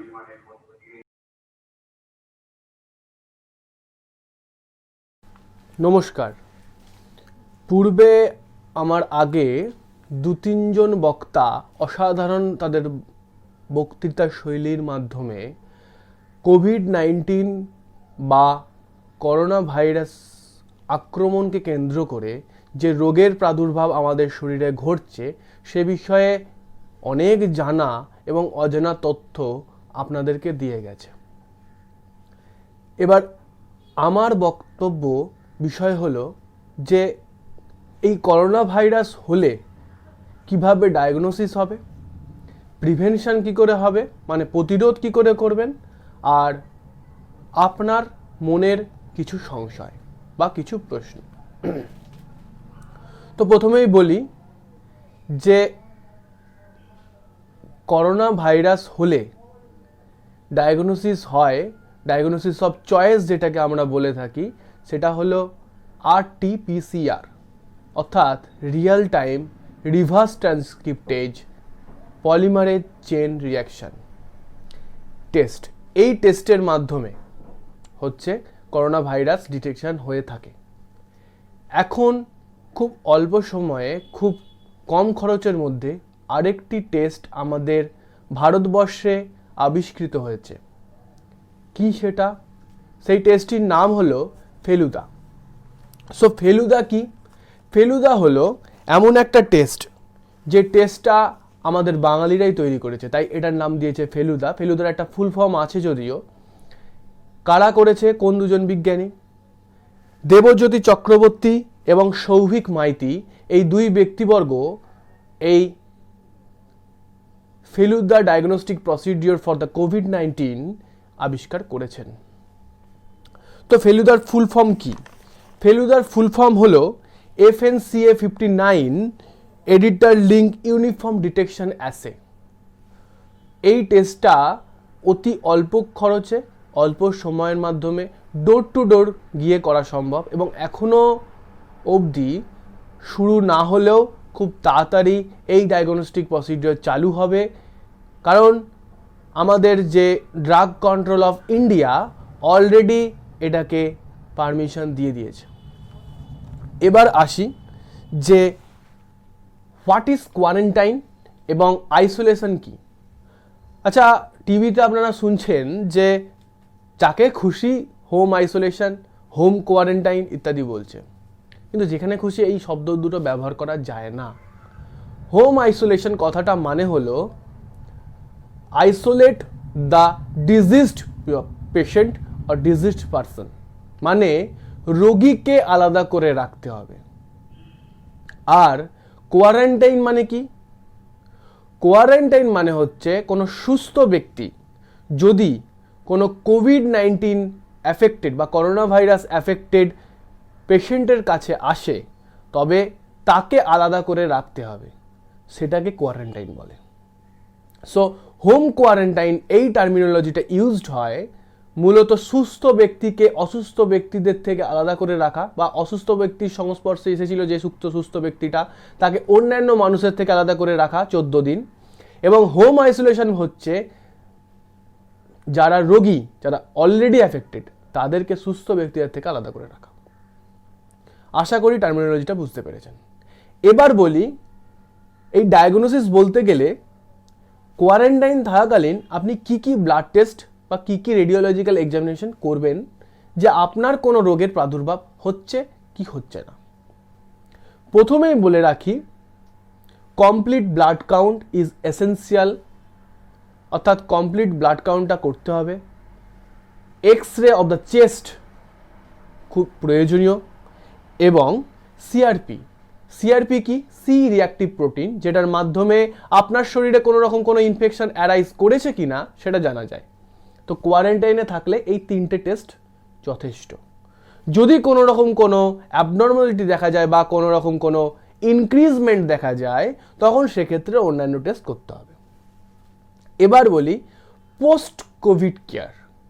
Post Covid care মানে যারা already corona ভাইরাসে affected হয়ে গেছেন, corona ভাইরাসে affected হয়ে গেছেন, বাড়ি ফিরে এসেছেন, অলরেডি আপনার RT-PCR টেস্ট করে দেখা হয়েছে, আপনি নেগেটিভ হয়ে গেছেন, তাহলে কি কি টেস্ট করে দেখবেন যে আপনার কোনো সেকেন্ডারি ইনফেকশন হয়েছে কিনা, কিংবা আপনার শরীরে কোনো রকম থ্রম্বোএম্বোলিজম মানে ব্লাড ক্লট, কিংবা সেপটিক বা সেপসিস, কিংবা আপনার শরীরে আনুষঙ্গিক কোনো ইনফেকশন ঢুকেছে কিনা, কারণ কোভিড-19 হলে তো আপনার ইমিউনিটি কমে যাচ্ছে, তো সেক্ষেত্রে বাইরে থেকে অনেক অপরচুনিস্টিক ইনফেকশন আপনার শরীরে ইনফেক্টেড করতে পারে। তো তাই বলি, আমি কোয়ারেন্টাইনে যেগুলো বলেছিলাম, CRP, C reactive protein and complete blood count এবং চেস্ট এক্স-রে, এই তিনটে ছাড়াও করতে হবে হচ্ছে D dimer test. What is D dimer test? D dimer টেস্টটা করা হয় মূলত কি কারণে? কারণ হচ্ছে যদি আপনার শরীরে, যেহেতু এটা মূলত কোভিড-19টা হচ্ছে ফুসফুসের রোগ, তো এটা আপনার হয়তো সেরে গেছে, কিন্তু পালমোনারি এম্বলিজম তৈরি হয়েছে, তাহলে কিন্তু আপনার মৃত্যু হতে পারে। এই যে পালমোনারি এম্বলিজম মানে লাংসে কোথাও ব্লক কিংবা থ্রম্বোসিস, লাংস ভেসেলগুলোর মধ্যে যদি ব্লাড ক্লট বা এম্বলি ফর্মেশন হয় লাংসে, তাহলে কিন্তু আপনাকে ট্রিটমেন্ট নিতে হবে। তো এইটা বোঝার জন্য আমরা ডি ডাইমার টেস্ট করতে বলে থাকি। তো D dimer test is useful for the detection of pulmonary embolism. এরপরে আসি এলডিএইচ। এলডিএইচটা ইম্পর্টেন্ট কেন? এলডিএইচটা পোস্ট কোভিড কেসে ইনফেকশন অ্যারাইজ করলে এলডিএইচের মাত্রাটা বৃদ্ধি পায়, ফেরিটিনের লেভেল বৃদ্ধি পায়, ক্রিয়েটিনিনের লেভেল বৃদ্ধি পায়, এবং যেহেতু লিভারেও অ্যাফেক্টেড হয়, তার ফলে এসজিপিটি, এসজিওটি মানে লিভারের দুটো ইম্পর্ট্যান্ট এনজাইম যে দুটো ইনক্রিজ করে। তাই এলএফটি মানে লিভার ফাংশন টেস্টটাও আপনাকে করে দেখতে হবে। কি কি করবেন? Chest X-ray, complete blood count, liver function test, creatinine, ferritin এবং এলডিএইচ এবং ডি ডাইমার টেস্ট।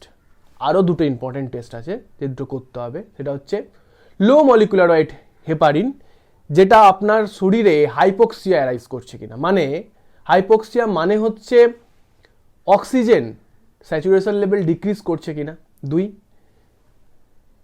অক্সিজেন আপনার শরীরে যথেষ্ট পরিমাণে যাচ্ছে কিনা, মানে আপনি নিঃশ্বাস প্রশ্বাসের মাধ্যমে যথেষ্ট যে পরিমাণ অক্সিজেন আপনার শরীরের দরকার সেটা আপনি নিতে পারছেন কিনা, সেটা জানার জন্য হাইপোক্সিয়া ডিটেকশনের জন্য আপনাকে লো মলিকুলার ওয়েট হেপারিনের টেস্টটা করতে হবে।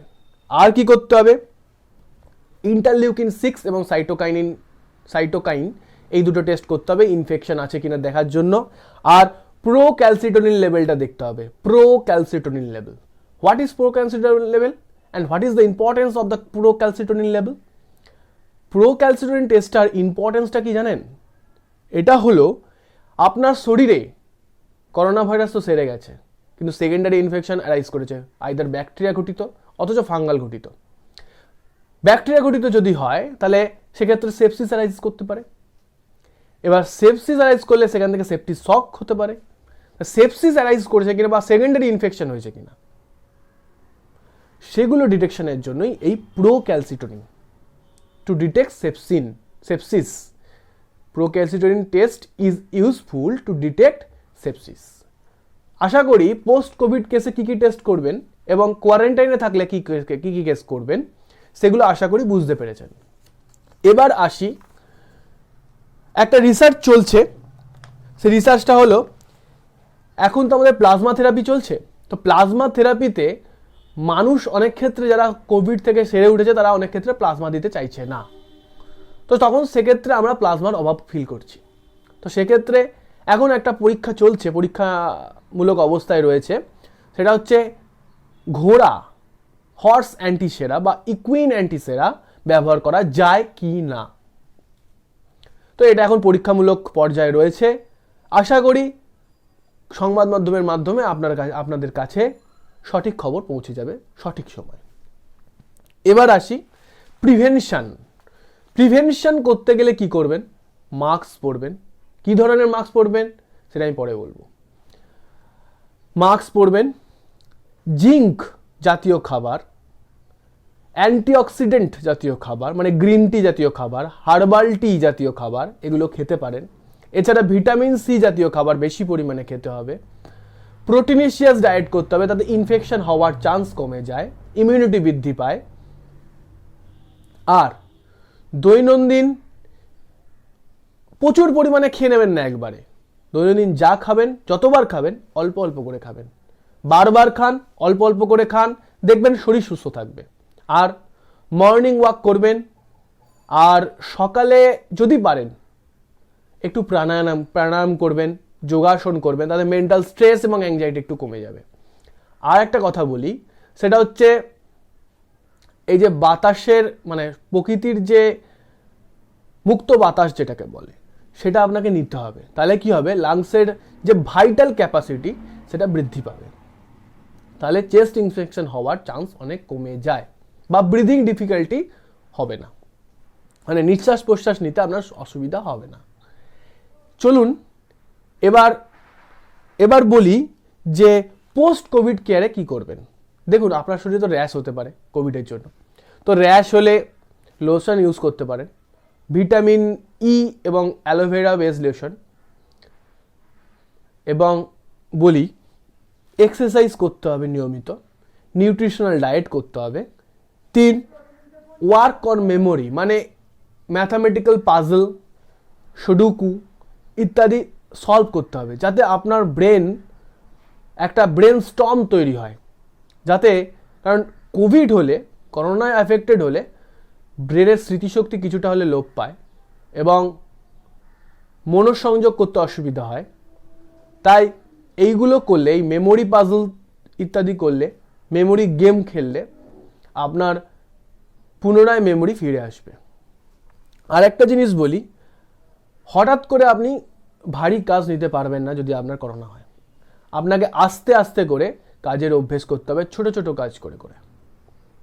হঠাৎ করে যদি মনে করেন যে বড় কাজ করবেন, তাহলে কিন্তু আপনি হাঁপিয়ে উঠবেন, শরীর অসুস্থও হতে পারে। এবার আসি আপনার প্রশ্ন বা আপনার সংশয়।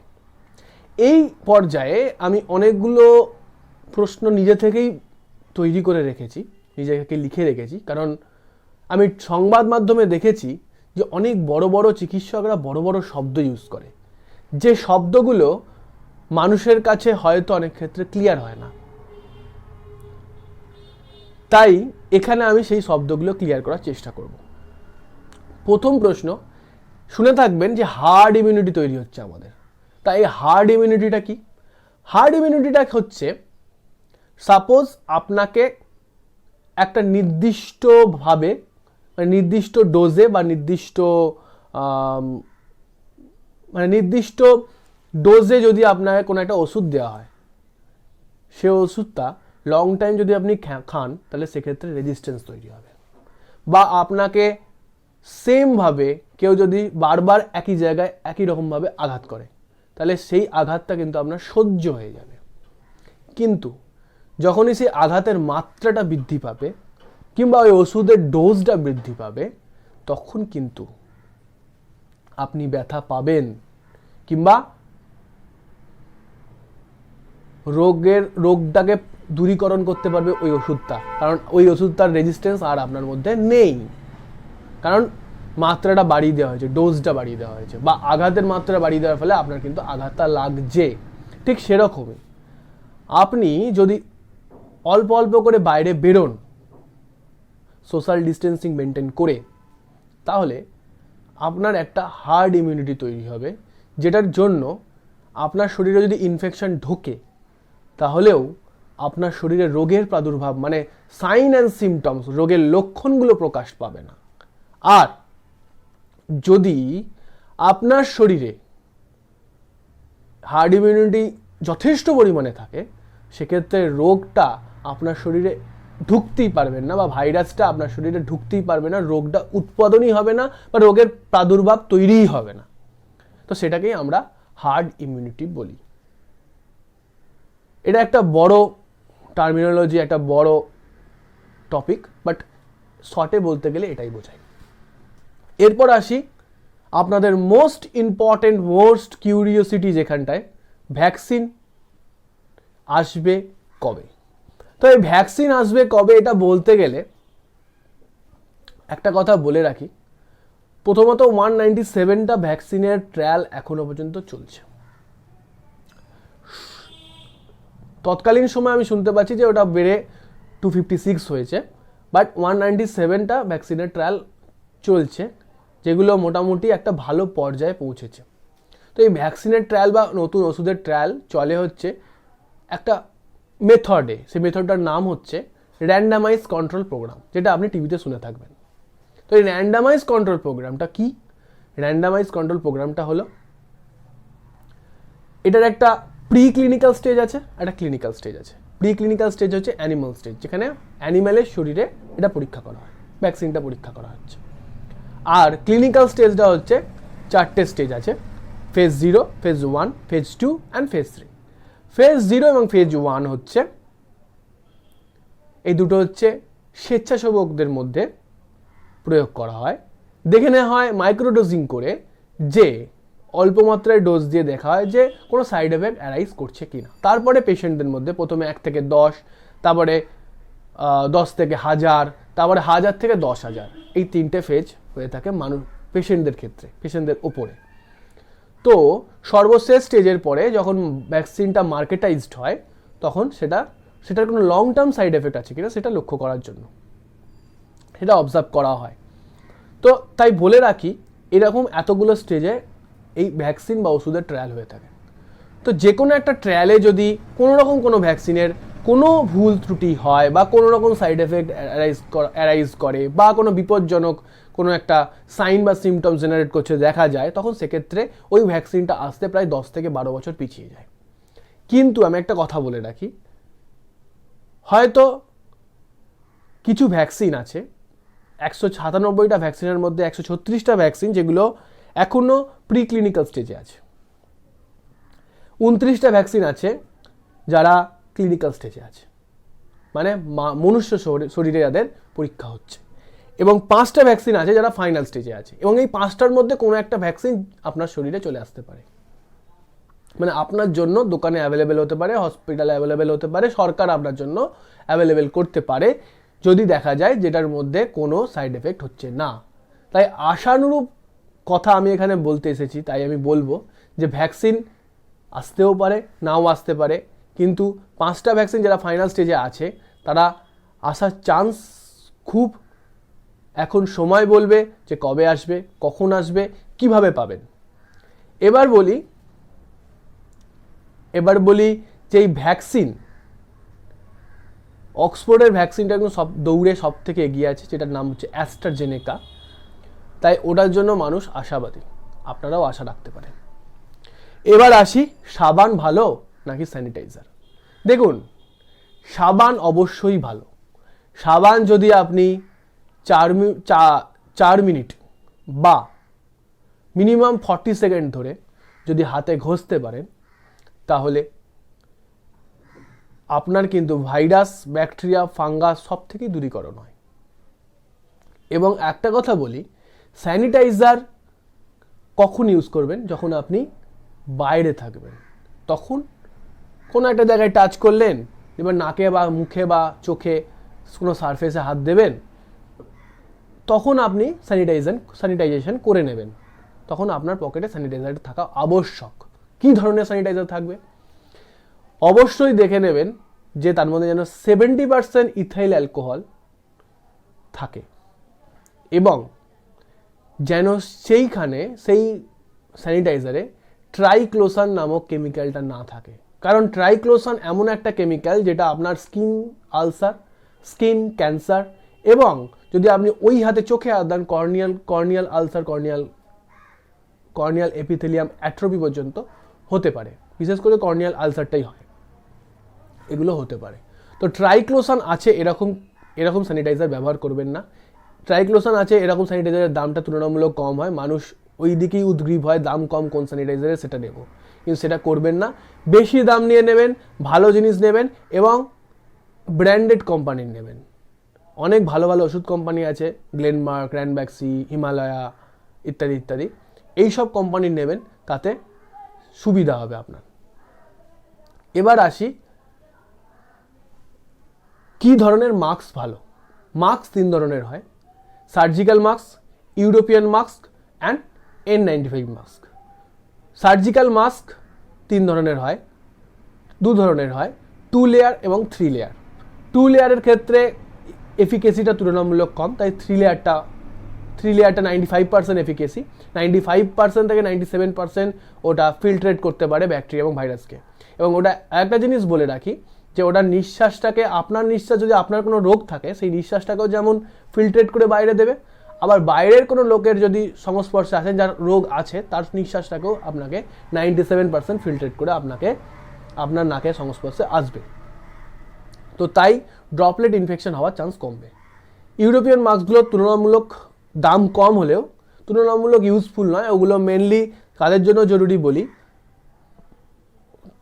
যারা অ্যাসবেস্টস, বালি ইত্যাদি কারখানায় কাজ করে, রাজমিস্ত্রির কাজ করে, রাস্তায় কাজ করে, তাদের ক্ষেত্রে ব্যবহারের জন্য, কারণ ওগুলো 80 থেকে 82% এফিকেসি আছে।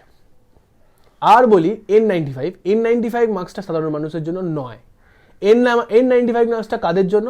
N95 মাস্কটা হলো যারা ওটিতে আছে বা যারা আইসিইউতে আছে, যারা কোভিড কেস ফেস করছে তাদের জন্য। কারণ যারা ডাক্তার বা যারা ল্যাব টেকনিশিয়ান বা হেলথ ওয়ার্কার, তারা সংস্পর্শে আসলে তারা হয়তো সুস্থ ব্যক্তি, তাদের থেকে ইনফেকশন যাতে না ছড়ায় সেই জন্য N95 মাস্কটা ব্যবহার করার জন্য। N95 হচ্ছে 95% এফিকেসি আছে। এবং একটা কথা বলি, N95 কিন্তু বাইরে থেকে নিঃশ্বাসটাকে ফিল্ট্রেট করে আপনাকে দেবে, কিন্তু আপনার যদি রোগ থাকে সেটাকে ফিল্টার করে বাইরে ছাড়বে না। তো তাই N95 মাস্কটা সবার জন্য নয়, মূলত হেলথ ওয়ার্কারদের জন্য ব্যবহার করলে ভালো।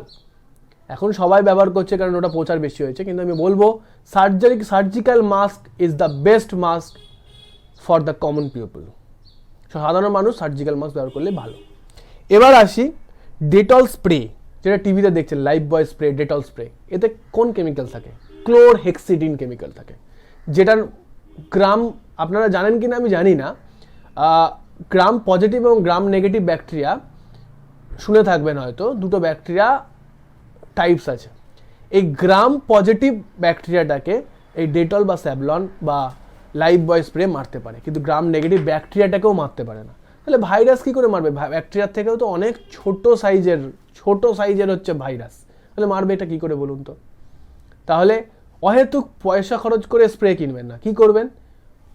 ঘরে অনেক স্প্রের বোতল, এখন ওই বোতল তো জমা হয়েছে নিশ্চয়ই, আর না হলে সেলুনে যে স্প্রেগুলো পাওয়া যায়, হেয়ার স্প্রে, সেগুলো একটা ফাঁকা বোতল কিনে নেবেন, সেখানে স্যানিটাইজার ঢেলে রাখবেন, এক বোতল স্যানিটাইজার করে রাখবেন, দিয়ে ওটাতে ছিপি লাগিয়ে নেবেন, দিয়ে ওটাই স্প্রে করবেন জামা কাপড়ে। বাইরে থেকে লোক এলো কিছুক্ষণের জন্য তাদের গায়ে ওই স্প্রে করবেন। ডেটল, স্যাভলন বা লাইফ বয় স্প্রে উপযোগী একদম নয়, তাই এইগুলো ব্যবহার করুন, তাতে অনেক উপকার পাবেন। এবার বলি kidney disease, heart disease, diabetes পেশেন্টদের ক্ষেত্রে এই করোনা ভাইরাস কেন বেশি মারাত্মক? কারণ এদের ক্ষেত্রে ইমিউনো কম্প্রোমাইজ পেশেন্ট বা স্টেরয়েড থেরাপি যাদের চলছে, তাদেরও ইমিউনিটি সাপ্রেস থাকে। তাই সেক্ষেত্রে করোনা ভাইরাস কেন, যে কোনো ভাইরাস, যে কোনো ইনফেকশন সহজে ঢুকতে পারে, তাই জন্য মারাত্মক। হাইপার টেনশনের ক্ষেত্রে কেন? হাইপার টেনশনের ক্ষেত্রে কারণ হচ্ছে বেশিরভাগ ডাক্তাররা হাইপার টেনশনের পেশেন্টদের ক্ষেত্রে টেলমা 40 বা এই গ্রুপের ওষুধ, লোসার্টান, ভ্যালসার্টান, টেলমাসার্টান, যেগুলো ACE2 ইনহিবিটর, এই ড্রাগগুলো ইউজ করে থাকে। কিন্তু এই ওষুধগুলো ওই ACE2-তে গিয়ে বাইন্ড করছে, ACE2 রিসেপ্টরে গিয়ে বাইন্ড করছে, আর করোনা ভাইরাসটাও ACE2 রিসেপ্টরে গিয়ে বাইন্ড করে ইনফেকশনটা ছড়ায়। তাই জন্য হাইপার টেনশন পেশেন্টদের ক্ষেত্রে আমি বলবো যে ওষুধ খাচ্ছেন খান, যদি পারেন ডাক্তারের পরামর্শ নিয়ে আপনি অন্য হাইপার টেনশনের ওষুধ নিতে পারেন। তবে একটা কথা বলে রাখি, এখনো পর্যন্ত এই ওষুধগুলো যে করোনা ভাইরাসকে, ইনফেকশনটাকে আমাদের শরীরে আরও তাড়াতাড়ি ঘটাচ্ছে সেটা কোথাও প্রমাণিত হয়নি, এখনো হাইপোথেটিক্যাল ওয়েতে আছে। কিন্তু হ্যাঁ, দুটো জিনিস, মানে ওষুধটাও যেমন এক ACE2 রিসেপ্টরে গিয়ে বাইন্ড করছে, ঠিক সেরকমই করোনা ভাইরাসও কিন্তু ACE2 রিসেপ্টর থেকেই ছড়ায়। এবার বলি হাইড্রোক্সিক্লোরোকুইন কি আদৌ ইউজফুল? আপনারা শুনে থাকবেন যে বাজার থেকে নাকি অহরহ হাইড্রক্সিক্লোরোকুইন কিনে নেওয়া হয়েছে। কিন্তু আমি একটা কথা বলবো, হাইড্রক্সিক্লোরোকুইন আমাদের দেহে ততটা ইউজফুল নয়। তা কেন বলে রাখি, পরীক্ষামূলকভাবে দেখা গেছে যে মাংকির শরীরে মানে বাঁদরের শরীরে করোনা ভাইরাস ইনফেক্ট করে হচ্ছে কিডনিতে। তো সেখানে ক্যাথেপসিন এল নামে একটি প্রোটিন থাকে যেটা অ্যাসিডিটি মাত্রাটাকে কিডনির বাড়িয়ে দেয়। আর হাইড্রক্সিক্লোরোকুইন হচ্ছে একটা অ্যালকালাইন ড্রাগ, ক্ষারকীয় ড্রাগ, যেটা ওই অ্যাসিডিক মাত্রাটাকে কমিয়ে দেয় এবং ইনফেকশনটাকে প্রিভেন্ট করে। কিন্তু মানুষের শরীরে ওটা হয় হচ্ছে ফুসফুসে। তো ফুসফুসে কিন্তু ক্যাথেপসিন এল বলে যে ওই পদার্থটা ছিল সেটা কিন্তু নেই, যেটা অ্যাসিডিটির মাত্রাটা বাড়িয়ে দেবে। তো তাই খুব কম পরিমাণে হাইড্রক্সিক্লোরোকুইন হচ্ছে ওই ভাইরাসের জেনেটিক মডিফিকেশন করতে পারে, তার জন্য স্লাইড প্রিভেনশন হতে পারে। সেগুলো সবই এখন হাইপোথেটিক্যাল ওয়েতে আছে, সবই রিসার্চের পর্যায়ে। কিন্তু এখনো পর্যন্ত যা জানা যাচ্ছে হাইড্রক্সিক্লোরোকুইন বাঁদরের দেহে যতটা উপযোগী আমাদের শরীরে ততটা উপযোগী নয়, কারণ আমাদের শরীরে করোনা ভাইরাস ফুসফুস দিয়ে ঢোকে আর ওদের শরীরে কিডনি দিয়ে ঢোকে। কিডনিতে প্রথম ইনফেকশনটা হয়। এটা অলরেডি ল্যান্সলেট নামক ম্যাগাজিনে পাবলিশড হয়েছে। এবার আসি যে কতদিন এই পরিস্থিতি চলবে। কতদিন এই পরিস্থিতি চলবে বলতে গেলে বলবো এটা আমাদের সারা জীবন নিয়ে চলতে হবে। এখন এটা এরকম টানা চলছে, পরবর্তী ক্ষেত্রে যেমন সর্দি কাশি জ্বর একটা সিজনাল ট্রেন্ডে চলে, সেরকম একটা সিজনাল ডিসঅর্ডার হয়ে যাবে এই করোনা ভাইরাস ডিজিজ। যেমনভাবে আমরা এইচআইভিকে বইছি, যেমনভাবে আমরা টিভিকে বইছি, যেমনভাবে আমরা ক্যান্সারকে বয়ে বেড়াচ্ছি, ঠিক সেরকমভাবে করোনা ভাইরাসকেও করোনা ভাইরাস ডিজিজকেও আমাদেরকে বয়ে বেড়াতে হবে। তো এবার বলি, অ্যানোপসমিয়া এবং ডিসগুইশিয়া এই দুটো সিমটমস স্নেহার্ঘ হাজরা অলরেডি বলেছে। অ্যানোপসমিয়া হলো নাকে গন্ধ না পাওয়া, আর ডিসগুইশিয়া হলো মুখের স্বাদ না পাওয়া। দু জায়গাতেই সারফেস এপিথেলিয়াম থাকে। নাকের ক্ষেত্রে অলফ্যাক্টরি এপিথেলিয়াম থাকে, আর মুখের ক্ষেত্রে গাস্টেটরি এপিথেলিয়াম থাকে, এবং টেস্ট এপিথেলিয়ামগুলো, টেস্ট বার্ড ইত্যাদিগুলো থাকে। সেগুলো নষ্ট হয়। যে কোনো জ্বরে, যে কোনো এই সর্দি কাশি ভাইরাল ঘটিত রোগে এটা হয়, কিন্তু এটা সাময়িক কারণে হয়। কিন্তু এই ভাইরাসটা অ্যাফেক্টেড হলে এটা অনেক, এই সাইন অ্যান্ড সিমটমটা কোভিড ছেড়ে গেলেও, মানে করোনা ভাইরাস আপনার শরীর থেকে ছেড়ে চলে গেলেও আপনার থেকে যায় কিছুদিন। কেন? কারণ হচ্ছে একটা জিন থাকে TMPRSS2 জিন, এই জিনটার মডিফিকেশন হয়ে যায়। এই জিনটার মাধ্যমে সাসটেন্টিকুলার সেলগুলো, যেগুলো স্টেম সেল, সেগুলো আমাদের ওই গাস্টেটরি এপিথেলিয়াম এবং অলফ্যাক্টরি এপিথেলিয়ামগুলোকে পুনরুজ্জীবিত করতে পারে না সহজে, কারণ এই করোনা ভাইরাস এটাকে ক্ষতিগ্রস্ত করে। তাই অন্যান্য ভাইরাল ডিজিজের ক্ষেত্রে 3-4 দিনের মধ্যে আবার ফিরে চলে আসে, কিন্তু এক্ষেত্রে কখনো কখনো 2 সপ্তাহ, কখনো বা 1 মাস 2 মাস চলছে। এবার আসি পুজোতে কি করবেন। এই পুজো সিজন আমাদের বাঙালিদের চলছে। পুজো মানে আমাদের বেরু ভাব, তো বাইরে তো বেরোতেই হয়। তো যথারীতি সোশ্যাল ডিস্টেন্সিং মেনটেন করুন, minimum 2 metre distance, 6 foot distance maintain করবেন, এবং স্যানিটাইজার, মাস্ক ইত্যাদি ব্যবহার করবেন। উইদাউট সোশ্যাল ডিস্টেন্সিং কিন্তু এই রোগ ভয়ানক আকার ধারণ করতে পারে। এবার আসি মানসিক স্বাস্থ্য কি করবেন, মানসিক স্বাস্থ্য ভালো রাখবেনটা কি করে। মানসিক স্বাস্থ্য ভালো রাখার জন্য একটা কথা বলি, মানসিক স্বাস্থ্য ভালো রাখতে গেলে সবসময় জীবনে একটা সেকেন্ড প্ল্যান রাখতে হবে। তাহলে আপনার কোনোদিন জীবনে দেওয়ালে পিঠ ঠেকে যাবে না। আপনার মধ্যে আপনার ট্যালেন্টকে খুঁজে বার করতে হবে, আপনাকেই সেটা নিয়ে ভাবতে হবে, পুনরুজ্জীবিত করতে হবে মনকে, সতেজ করতে হবে মনকে, স্ট্রেস কাটাতে হবে।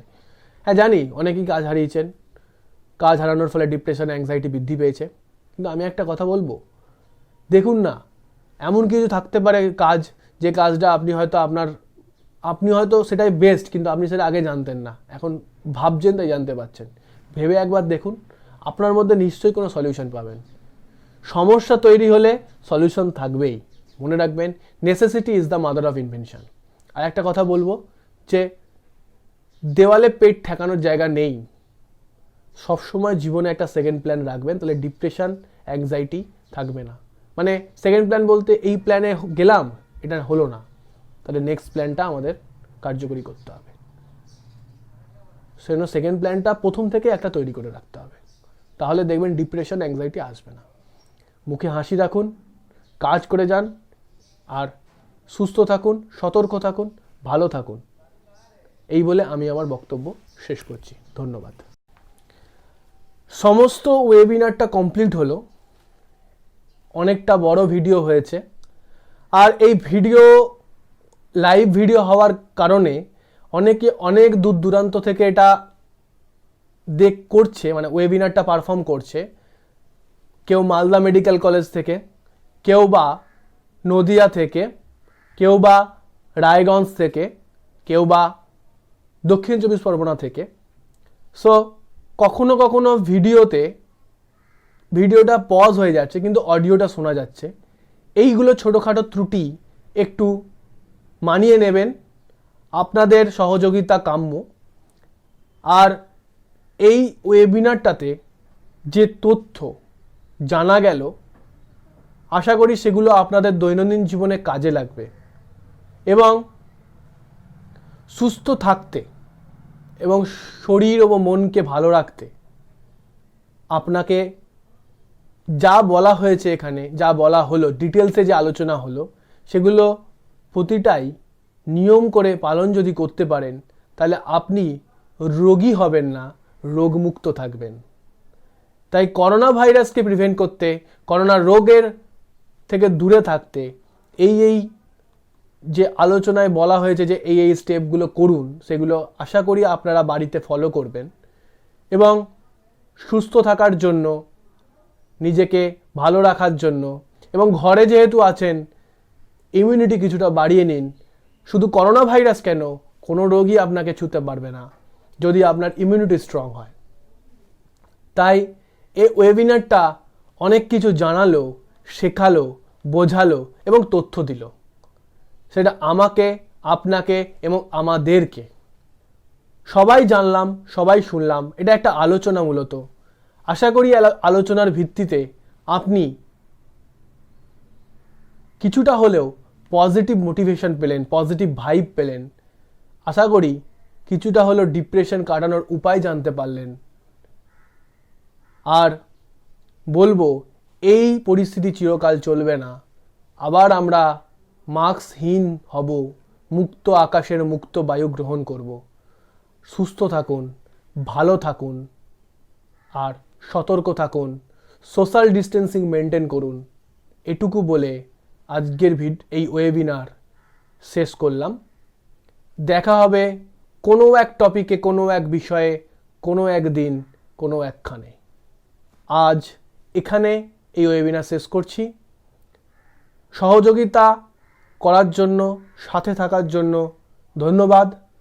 পরিশেষে একটা কথাই বলবো, এই চ্যানেলের মাধ্যমে আরও অনেক ওয়েবিনার, আরও অনেক তথ্য জানতে পারবেন।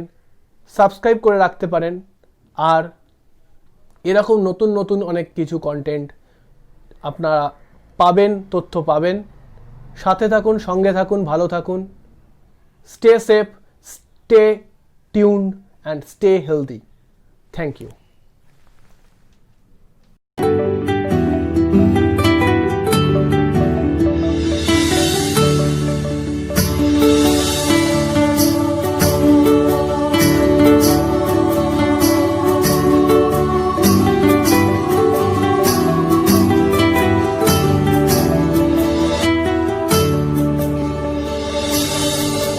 ও করোনা, আমার দেশটা ধরো না। ও করোনা, আমার দেশটা ধরো না। সব কিছু যারা পারে, কথায় কথায় মিসাইল মারে, তারাও তোমার সঙ্গে পারে না। ও করোনা, আমার দেশটা ধরো না।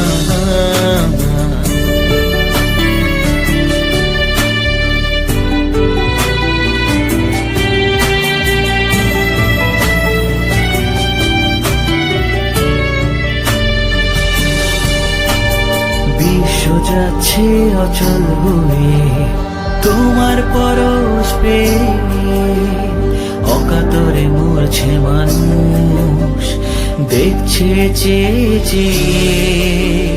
তোমার জন্য বিমান অচল হয় না, সচল চায় না, খুঁজে খুঁজে ক্লান্ত সবে, চিকিৎসা তো পায় না। সব কিছু যারা পারে কথায় কথায় মিসাইল মারে, তারাও তোমার সঙ্গে পারে না। ও করোনা আমার দেশটা ধরো না।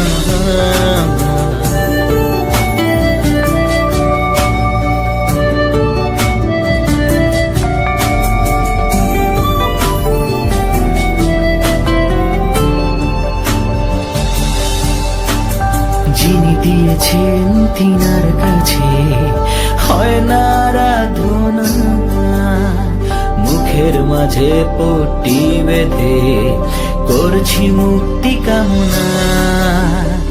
এক মশাতে ধ্বংস হলো নমরুদের বংশ, এবার তুমি কাকে করতে চাও ধ্বংস? সব কিছু যারা পারে কথায় কথায় মিসাইল মারে, তারাও তোমার সঙ্গে পারে না। ও করোনা আমার দেশটা ধরো না।